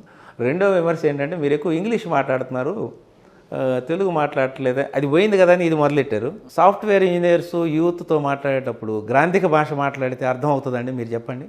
ఫర్ యువర్ కైండ్ ఇన్ఫర్మేషన్, నాకు సివిల్ సర్వీస్లో one of the subject is Telugu literature. నేను తెలుగు చరిత్ర గురించి చెప్పగలను, మహాప్రస్థానం కామెంటరీ చెప్పగలను, ఈచ్ పదానికి ఒక అరగంట మాట్లాడగలను మహాప్రస్థానాన్ని. శ్రీశ్రీ గారు రాసిన గద్యం అంటే ఏంటో తెలుసు, పద్యం అంటే ఏంటో తెలుసు. తర్వాత సాంస్క్రిట్ పద్యాలను అర్థం చెప్పగలను. వెర్నాక్యులర్ లాంగ్వేజ్ అంటారు. దానికి కారణం ఏంటంటే ఏ ప్రజలకు ఏది అర్థమైతే అది మాట్లాడాలి. మేము విత్ గ్రేట్ మెజారిటీ ఇక్కడ వస్తాము. నేను ప్రామిస్ చేసిన అన్నీ చేయడానికి ఒక హెల్ప్ డెస్క్ పెడుతున్నాను. మీ ప్రామిసెస్ పక్కన పెడితే మనకు కుప్పము, నార్సింగాపురం ఆర్ఓబీలు, పాకాల రైల్వే జంక్షన్ అభివృద్ధీకరణ విషయంపై ఎలాంటి ఫోకస్ పెట్టబోతున్నారు సార్? ఇక్కడ మీకు ఒక ప్రపోజల్ ఉంది, ఇంతవరకు బయటికి రాలేదు. Inland port system. Inland port మీకు అర్థమై ఉంటుంది కదా. మన ఎవడో డ్రై పోర్ట్ ఢిల్లీలో ఉందంటే ఒకడెవడో క్వశ్చన్ వేసాడు, సముద్రమే లేదు నీకు అట్ట పోర్ట్ వస్తుందని. మనకి డ్రై పోర్ట్కి అర్థం తెలియని వ్యక్తి మాట్లాడే పనులు. అలాగే ఇన్లాండ్ పోర్ట్ ఏంటంటే మెడ్రాస్లో కంటైనర్స్ పెట్టుకోవడానికి, Madras port is a big port. Containers పెట్టుకునే స్పేస్ లేక దాన్ని మనం డీసెంట్రలైజ్ చేద్దాం, ఎక్కడ దగ్గరుంటే అక్కడికి. అయితే చిత్తూరు 120 కిలోమీటర్స్ అవే ఉంది కాబట్టి ఇక్కడ మనం డీసెంట్రలైజ్ చేస్తాం. కంటైనర్ స్టోరేజ్ పెట్టుకొని ఎక్కడ రైల్వే స్టేషన్ ఉంచితే డిస్ట్రిబ్యూషన్ పెట్టుకుందాం. Normally railway transport is cheaper than the road transport. దానికోసం అని పెట్టుకుందాం అని చెప్పి ఇన్లాండ్ ఉంది. దానికి ఒకటి చిత్తూరులో, ఒకటి పాకాల జంక్షన్లో పెట్టడానికి, బికాజ్ రైల్వే కనెక్షన్ ఉంది, సో దట్ గూడ్స్ రైల్స్ ఎక్కువ వస్తాయి. ఇక్కడ నుంచి డిస్ట్రిబ్యూషన్ పెట్టుకుందని ఒక ప్రపోజల్ ఉంది. నేను రైల్వే జీఎం గారితో నాకున్న బ్యూరోక్రటిక్ రిలేషన్షిప్తో ఎలక్ట్ అయిన తర్వాత పోయి మాట్లాడి దీనికి పొజిషన్ ఏంటి కనుక్కుంటాను. If he is not able to do, I can speak with railway board. If board is not able to do, I can speak with railway minister. కాబట్టి ఎన్ని చేయగలరు. రైల్వే జంక్షన్ అభివృద్ధి అవుతుందంటారా? అవుతుంది. జోన్ ప్రామిస్ కూడా ఉంది ఇక్కడ, అది మిస్ అయ్యారు, అది కూడా ట్రై చేస్తాం. ఓకే సార్, ఇప్పటికే మన Tirupati MP YSR Congress party Tirupati sitting MP Gurumurthy garu తన పట్టుదలతో ఒక వెల్నెస్ సెంటర్ని సాధించారు తిరుపతికి. కేంద్ర ప్రభుత్వ ఉద్యోగ విరమణ చేసిన ఉద్యోగస్తుల కోసము ఒక వెల్నెస్ సెంటర్ చేశారు. తద్వారా ఎవరైతే రిటైర్డ్ అయి ఉన్నారో వాళ్ళందరికీ కూడా ఆరోగ్య పరీక్షలు నిర్వహించుకోవడానికి, ఏదైనా ఉన్నా కూడా చేసుకోవడానికి, ఇలాంటి వాళ్ళంతా బెంగళూరు, చెన్నైకి వెళ్ళాల్సి వస్తుందన్నమాట. చాలా అనుకూలంగా ఉంది. అలాంటి వెల్నెస్ సెంటర్ని మీరు సాధించి పెట్టడానికి అనేకమైన ఆబ్జెక్టులు ఉన్నాయండి. ముందు ప్రయారిటీలు ఏది చేస్తాం, which is priority for me is irrigation, next priority is industries. ఈ రెండు అయిపోయిన తర్వాత సమంగా కిందకి దిగుతామండి. దీనిలో చిత్తూరు నియోజకవర్గం అనేది ఎస్సీ రిజర్వ్డ్ నియోజకవర్గం. దాన్ని నేను మర్చిపోయి వీటన్నిటిని పెట్టను. ఏదొచ్చినా వీళ్ళ షేర్ ఏంటి దానిలో అనేదే ఆలోచిస్తాను. ఏదొచ్చినా వీళ్ళ షేర్ ఏంటి దానిలో, ఎందుకంటే ఇది వాళ్ళ నియోజకవర్గం, వాళ్ళని టార్గెట్ చేసి పని చేయాల్సిన అవసరం. అండ్ మీకు ఇంకొకటి తెలుసో లేదు, ఆత్మనిర్భర్ అని ఒక స్కీమ్ నడుస్తుంది సెంట్రల్ దాని అర్థం తెలుసు కదా, చెప్పండి మీరు. ఆత్మనిర్భర్ చాలామందికి పదం అర్థం కావట్లేదు ఇక్కడ, మీరు చెప్తారా? సొంతగా ఎదగడం, సెల్ఫ్ రిలయన్స్, ఇండిపెండెంట్ అంటే దాని ఉద్దేశం ఏంటంటే మన ఇండస్ట్రీస్ని మనమే చూడండి. మేక్ ఇన్ ఇండియా అని ఇంతకుముందు అనేవాళ్ళు, దాన్ని ఆత్మనిర్భర్ అని చేశారు. చేసి ఇంగ్లీష్ వర్డ్ తీసి ఇప్పుడు హిందీ మన ఇండస్ట్రీస్ మనమే పెట్టుకుందాం, మనం ఎంఎస్సీలు మనం డెవలప్ చేద్దాం. మీకు తెలుసు 50% of the employment is provided by MSPs in India. తర్వాత 80% of the employment is provided private sector, not the government sector. Government sector 20-25% ఉంటుంది, నాట్ మచ్. అందుకని దాని మీద ఆధారపడకుండా చేసుకుందాం. ఆత్మనిర్భర్లో ఉన్న విషయాలు ఏంటంటే వాళ్ళు సెల్ఫ్ రిలయన్స్గా ఉండటానికి ఒక్కొక్క సెక్టర్ని తీసుకుంటున్నారు. మనం ఎగ్జాంపుల్గా 2 సెక్టర్లు మాట్లాడుకుందాం. డిఫెన్స్ సెక్టర్ ఏం చేస్తున్నారు, దీని గురించి ఫండ్ ఇస్తే సరిపోద్దా, లేకపోతే ఏం చేస్తే బాగుంటుంది అనేది మీరు ఆలోచించండి. దానికి కాను సొంతంగా మనమే అక్కడ చేయాలంటే ఏం చేయాలి, సొంతంగా చేయాలంటే ఏం చేయాలి, పార్ట్స్ సప్లై చేయాలంటే ఏం చేయాలి, ఆల్రెడీ సప్లై వస్తుంది కదా. దాని గురించి 3500 ఐటమ్స్ ఇంపోర్ట్ ఆపేశారు, which are used in defence industry, missiles, manufacturing of flights, war flights, rifles, ఇట్లాంటి ఆటోమేటిక్ రైఫిల్స్ ఇట్లా వాడి 3500 బ్యాన్ చేసేసారు. బ్యాన్ చేసి ఇట్ మీన్స్ దాట్ మీరు సెల్ఫ్ రిలయన్స్గా తయారు చేయండి, we are ready to take from you, companies పెట్టండి అంటే ఇప్పటికి మనం దగ్గర 1700-1800 పార్ట్స్కి సంబంధించి ఇండస్ట్రీస్ నార్త్లో పెట్టుకున్నారు. సౌత్లో పదమే అర్థం కాలేదు. ఇంకా మనం ఇండస్ట్రీకి ఎక్కడ అందుకుంటాం, అది నేను చెప్తున్నా. ఇంకా మనకి 1800 పార్ట్స్ ఉన్నాయి. చిత్తూరులో ల్యాండ్ అవైలబుల్ ఉంది, వాటర్ అవైలబుల్ ఉంది. చిన్న యూనిట్లు పెట్టుకోండి, సబ్సిడీస్ ఇస్తున్నారు. ఆ స్కీమ్లో సబ్సిడీస్ ఇస్తున్నారు. Develop your self, manufacture your self, supply to defence, sale problem లేదు అనే విషయాన్ని వాళ్ళు ఇన్సిస్ట్ చేస్తున్నారు. అదొక రంగం. రెండో రంగం చెప్పమానండి. రెండో రంగం రెన్యూబుల్ ఎనర్జీ. రెన్యూబుల్ ఎనర్జీలో 180 గీగావాట్స్లో లెక్కేస్తారు దాని పవర్ని. 500 గీగావాట్స్కి రీచ్ అవ్వాలని మనం టార్గెట్ పెట్టుకున్నాం. దానివల్ల ఎవరు చేయాలి ఇదంతా? ప్రైవేట్ సెక్టర్ పీపుల్ తీసుకోవాలి. సోలార్ ఇండస్ట్రీని తీసుకోవాలి, సోలార్ ఇండస్ట్రీ డెవలప్ చేసుకోవాలి, పవర్ సప్లై చేయాలి. సో దట్ కంట్రీకి ఎనర్జీ బర్డెన్ తగ్గుతుంది, మీకు ఇన్కమ్ వస్తుంది. ఈ ఎవరెవరైతే సప్లై చేస్తారో వీరందరికీ పవర్ చీప్ అవుతుంది. దీనికి గాను 1 crore పీపుల్కి డొమెస్టిక్ సోలార్ ప్లాంట్స్ పెడదామని నిర్ణయించుకున్నారు. Target 1 crore houses. అంటే మన ఇంటి మీద కానీ పెట్టుకుంటే మనకి పవర్ ప్రాజెక్ట్స్ ఉండవు, మనం పవర్ గ్రిడ్తో కనెక్ట్ చేసేస్తాం. వాళ్ళు ఇంకా సర్ప్లస్ మిగిలితే మనకే కామన్ పాన్కి వాడతారు. సో ఇట్లాంటివి పెట్టుకోమని చెప్తున్నారు. సబ్సిడీస్ 50% దాకా ఉంది. ఎస్సీ ఎస్టీస్కి అయితే 60-65% సబ్సిడీ వాడుకొని తెచ్చుకోవడానికి మనం సిద్ధంగా ఉన్నామా? అసలు ఎవరైనా చెప్తున్నావా? మీకు మినిమం డబ్బులు ఇవ్వడానికి బ్యాంక్స్ రెడీగా ఉన్నాయి, సబ్సిడీ సెంట్రల్ గవర్నమెంట్ ఉంది. ప్రస్తుతానికి నేనైతే పాటిస్తున్నాను, మా ఇంటికి సోలార్ పెట్టుకున్నాను. మా ఇంటికి కూడా ఉంది. మా ఇంటికి ఉన్న సోలార్ ఎంత పెద్దది పెట్టించానంటే 5 ఇళ్ళకి సరిపోతుంది నా పవర్. నేను పవర్ గ్రిడ్ కనెక్ట్ చేస్తే 5 ఇళ్ళకి పవర్ లేకుండా చేస్తున్నాను. సో ఇట్లాంటివన్నీ వస్తున్నాయి.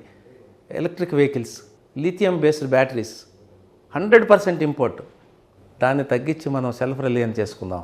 Let's manufacture electrical vehicles, non pollution చేసుకుందాం అని చెప్పి ఇట్లా రంగాలు చెప్పుకుంటే 100 రంగాలు ఉన్నాయి. ఇవన్నీ మనం ఇంటర్వ్యూలో చెప్పుకునే కాదు, తర్వాత చేస్తాను. చిత్తూరు పార్లమెంటు లోక్సభ విషయానికి వస్తే ప్రతిసారి కూడా ఇక్కడ గెలుపోవటంలన్నీ కూడా అక్కడ కుప్పం మెజారిటీ మీదే ఆధారపడి ఉంటాయి. సో ఈసారి కుప్పం మెజారిటీ ఎంత రాబోతుంది, అదే రేపు గణాంకాలు అయితే నేను చెప్పను, కానీ మనమేమో సిఫాలజిస్టులం కాదు. తర్వాత నాకున్న సర్వేస్ నాకున్నాయి, గణాంకాలు చెప్పలేం, కానీ మంచి అత్యధిక మెజారిటీ వస్తుంది. పలమనేరు కూడా బాగా వస్తుంది, నగరి బాగా వస్తుంది. చిత్తూరు ఆల్సో కమింగ్ అప్, జీడు నెల్లూరు ఆల్సో కమింగ్ అప్. అయితే ఇక్కడ ఉన్నది ఏంటంటే అందరూ గెలవబోతున్నారు. It is a matter of variation in the majority. అందరినీ కలిసారు సార్, నాయకులందరినీ కూడా మొత్తం. అంటే మాజీ ఎమ్మెల్యే సీకే బాబు గారిని కూడా కలిసారు ఇక్కడ మొత్తం. ఓకే, సీకే బాబు అందరినీ కలిసాను. ఉంది. సీకే బాబు గారి మద్దతు ఉంది, మనోహర్ గారి మద్దతు ఉంది, హేమలత గారి మద్దతు ఉంది, బాలాజీ గారి మద్దతు ఉంది, ఆయన మాజీ జెడ్పీ ఆయన మద్దతు ఉంది. సో వీళ్ళందరూ బలిజే సామాజిక వర్గం చెందిన వాళ్ళు. తర్వాత వన్యకుల క్షత్రియులైన రాజన్ గారి మద్దతు ఉంది. వన్యకుల క్షత్రియులకు మీరు ఎంపీ అయిన వెంటనే ఎంపీ ల్యాండ్స్ గురించి నిధులు కేటాయించి వాళ్ళ అభ్యున్నతికి కృషి చేస్తాం అదే ప్రెస్ మీట్ పెట్టారట కదా సార్? ఖచ్చితంగా పెడతాను. వన్యకుల క్షత్రియుల నంబర్ ఎక్కువ, ఫైనాన్షియల్ వాళ్ళు కూడా అంత డెవలప్మెంట్ లేదు. ఇక్కడ నుంచి ఆయన చిత్తూరు చంద్రగిరి నుంచి మొదలు పెడితే 4 కుప్పం దాకా ఆయన వాళ్ళ ప్రభావం ఉంది. వాళ్ళందరూ మాతో ఉన్నారు.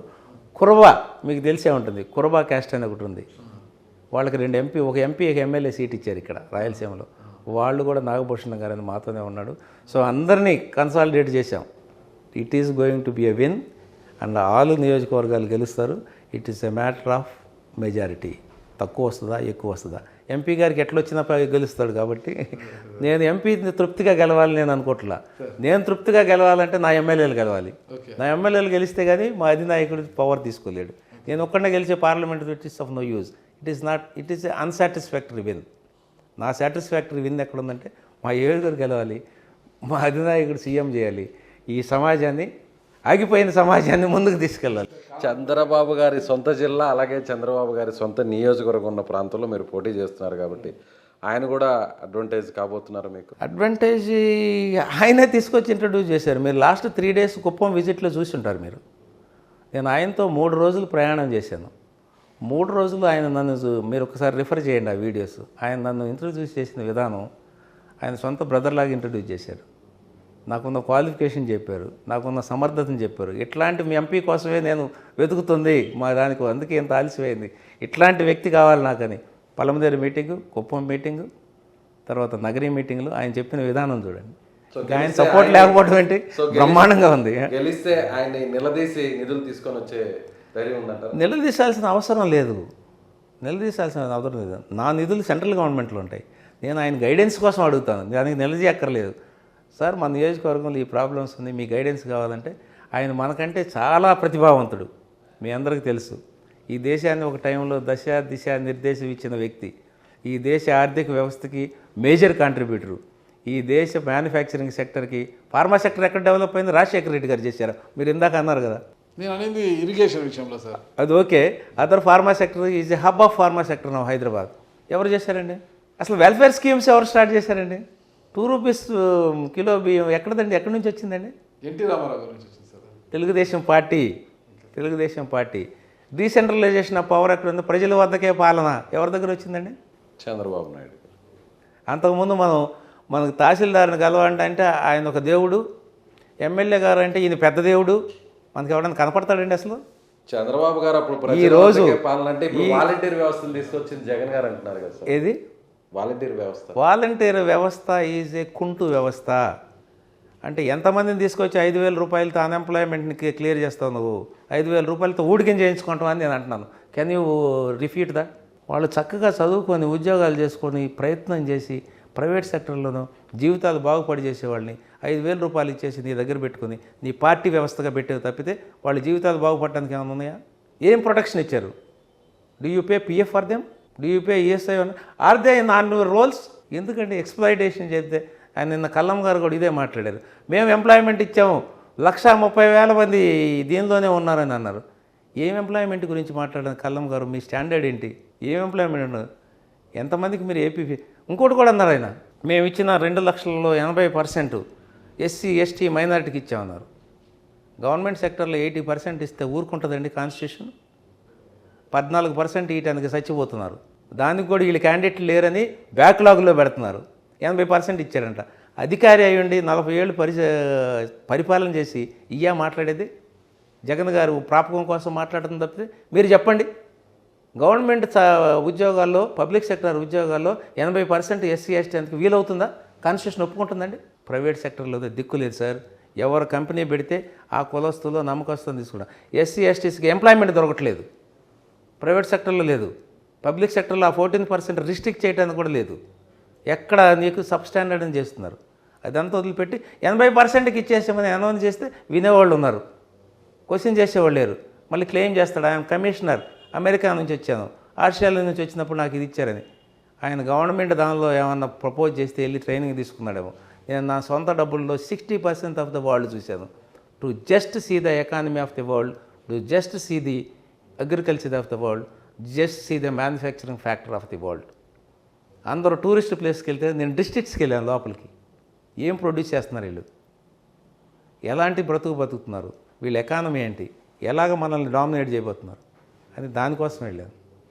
దానికోసం వెళ్ళి I am part of the colonial countries who are fighting against the imperial countries. గుర్తుపెట్టుకోండి. ఇంపీరియల్ కంట్రీస్ అయిన బ్రిటను, డచ్, అమెరికా గురించి ఫైట్ చేస్తున్న కాలంలో సపోర్టర్ నేను. ఎందుకంటే నిన్న ఒక అతను చెప్పాడు, యూరోప్లో ఒక కంట్రీ చెప్పి, డచ్ వాళ్ళు అనుకుంటా, పోర్చుగీస్ వాళ్ళు, మాకు తప్పు జరిగిపోయింది, సారీ మా ప్రెడిసెసర్ తప్పు చేశారంటే, సారీ ఈజ్ నాట్ ఎనఫ్, మీ తప్పుకి క్షమాపణ ఉండదు ఇక్కడ. ఆ రోజున మీరు $1,00,000 కోట్ల తీసుకెళ్తే ఇప్పుడు $100 లక్షల ఉన్నాయి. పే బ్యాక్ అసలు you pay to India now. Generation మారింది. Pay to Africa now. మా మానాన్ని దోశారు, మా గౌరవాన్ని దోశారు, మా ఆర్థిక వ్యవస్థ దోసుకుపోయారు. అట్లీస్ట్ మానాన్ని తిరిగి ఇవ్వలేరు, మా డబ్బులు మాకు ఇవ్వండి. సేమ్ థింగ్ మా జగన్ రెడ్డి గారిని అడగబోతున్నాం. యూ హ్యావ్ టేకెన్ అవే, దళితుల యొక్క మానం తీసేసావు, చంపి తీసుకొచ్చి డోర్ దగ్గర పడేసావు, గౌరవాన్ని తీసేసావు. మా డబ్బులు, సప్లాన్ డబ్బులు, ఎస్సీ కార్పొరేషన్ డబ్బులు జనరల్ పర్పస్కి వాడావు. You have become a corrupted man. We are there. పొరపాటు రేపు ఎప్పుడన్నా పొరపాటు జరిగిందంటే సారీ ఈజ్ నాట్ ఎనఫ్. శిక్ష పడుతుందా? ప్రజాస్వామ్యంలో నేను శిక్షలు సపోర్ట్ చేయను. శిక్ష పడుతుందా? This is not enough, get back my money. మా ఎస్సీ కార్పొరేషన్ సప్లాన్లో తీసేసిన డబ్బులు మాకు తీసుకొచ్చి ఇవ్వండి. బ్యాక్లాగ్తో సహా కట్టండి, డెవలప్మెంట్కి వాడండి. మా గౌరవాన్ని తీసేసిన, చనిపోయిన గౌరవాన్ని తీసుకొచ్చి ఇవ్వండి. మానవం పోయింది, తీసుకొచ్చి ఇవ్వండి. ఇది నేను అడగబోతుంది. నన్ను గెలవనియండి, చూపిస్తాను. కాబట్టి ఎవరు ప్రపంచంలో కానీ దేశంలో కానీ ఎవరు గౌరవాన్ని వాళ్ళు తీసుకెళ్లే పరిస్థితి లేదండి. డాక్టర్ బిఆర్ అంబేద్కర్కి అందరికీ గౌరవం ఇచ్చారు. అవమానాలు, చంపేయటాలు మీ వృత్తి అయితే అది డిక్టేటర్షిప్ వృత్తి. నడవదు. తప్పు చేస్తే ఇవాళ కాకపోతే రేపు కాకపోతే ఎల్లుండి ప్రపంచ దేశాలను చూస్తున్నాం. అనుభవించాల్సిందే. శిక్ష అనుభవించడమే కాదు, తిన్నదంతా కక్కాల్సిందే. You have to pay back. ఇది నెక్స్ట్ జనరేషన్కి వస్తుందాం. ఇంతకుముందు అంత శిక్ష వేసేసారు, తిన్నదంతా మీరు చూసే ఉంటారు. ఏసీబీ రైడ్ అయితే శిక్ష వేస్తారు కానీ ఆ డబ్బులు అక్కడే ఉంటాయి. సిబిఐ రైడ్ అయితే శిక్ష వేస్తారు కానీ ఆ డబ్బులు తీసుకోరు. ఎవడో రెమెడీ చేసామంటారు, మళ్ళీ ఆయనకి ఇచ్చేస్తారు. It will not do. You have to pay back now. నేనున్నప్పుడు I was a vigilance officer. సిబిఐకి సలహా ఏమి ఇచ్చానంటే, మీరు కన్ఫిస్కేట్ చేసిన ప్రాపర్టీస్ అన్ని గవర్నమెంట్ అకౌంట్లో రెమెడీ చేయండి. Don't give them back because it's a corrupted money, గవర్నమెంట్కి వెళ్ళాల్సిన మనీ. సేమ్ థింగ్ ఇక్కడ అప్లై చేస్తాం, సేమ్ థింగ్ ఇక్కడ చేయబోతున్నాం. మమ్మల్ని గెలిచి రానియండి, ఇవన్నీ చూస్తాం. గెలవకుండా ఇది మాట్లాడితే ఉత్తర కుమార్ని ప్రగల్భాల్లాగా ఉంటాయి మాయి. గెలవనియండి, ఇవన్నీ అప్లై చేస్తాం. ఈవెన్ గెలవపోయినా కూడా దళితులకు జరిగే అన్యాయానికి మాత్రం యాక్సెప్ట్ చేయం. గెలిస్తే ఇక్కడే ఉంటారా, ఓడితే బాపట్లకి వెళ్ళిపోతారు సార్? గెలిచినా ఓడినా ఇక్కడే ఉంటారు. నా ఎస్టాబ్లిష్మెంట్ చూశారు కదా. సొంతం ఇల్లా సార్? లేదు, మన కేశవ నాయుడు గారి దగ్గర లీజుకి తీసుకున్నాను. సో ఇది అవ్వదు. గెలిచినా ఓడినా చిత్తూరు ప్రజలను, చిత్తూరు పార్లమెంట్ ప్రజలను అంటిపెట్టుకుని ఉంటారు. అవును. Okay, thank you sir. Thank you Nagaraju గారు. మీ లక్ష్యం మేరకు పనిచేయాలని నేను కోరుకుంటున్నాను సార్. తప్పకుండా. నమస్తే విజయ్ గారు, నాగరాజు గారు నమస్తే. సో ఈ ఇంటర్వ్యూ తీసుకున్నందుకు, నా అభిప్రాయాలు మీరు ప్రజలకి మీ ద్వారా తెలియజేస్తున్నందుకు thank you very much. Thank you lot. Suman టీవీలో మీ పర్సనల్ అండ్ బిజినెస్ ప్రమోషన్స్ కోసం కింది నెంబర్కి కాంటాక్ట్ చేయండి.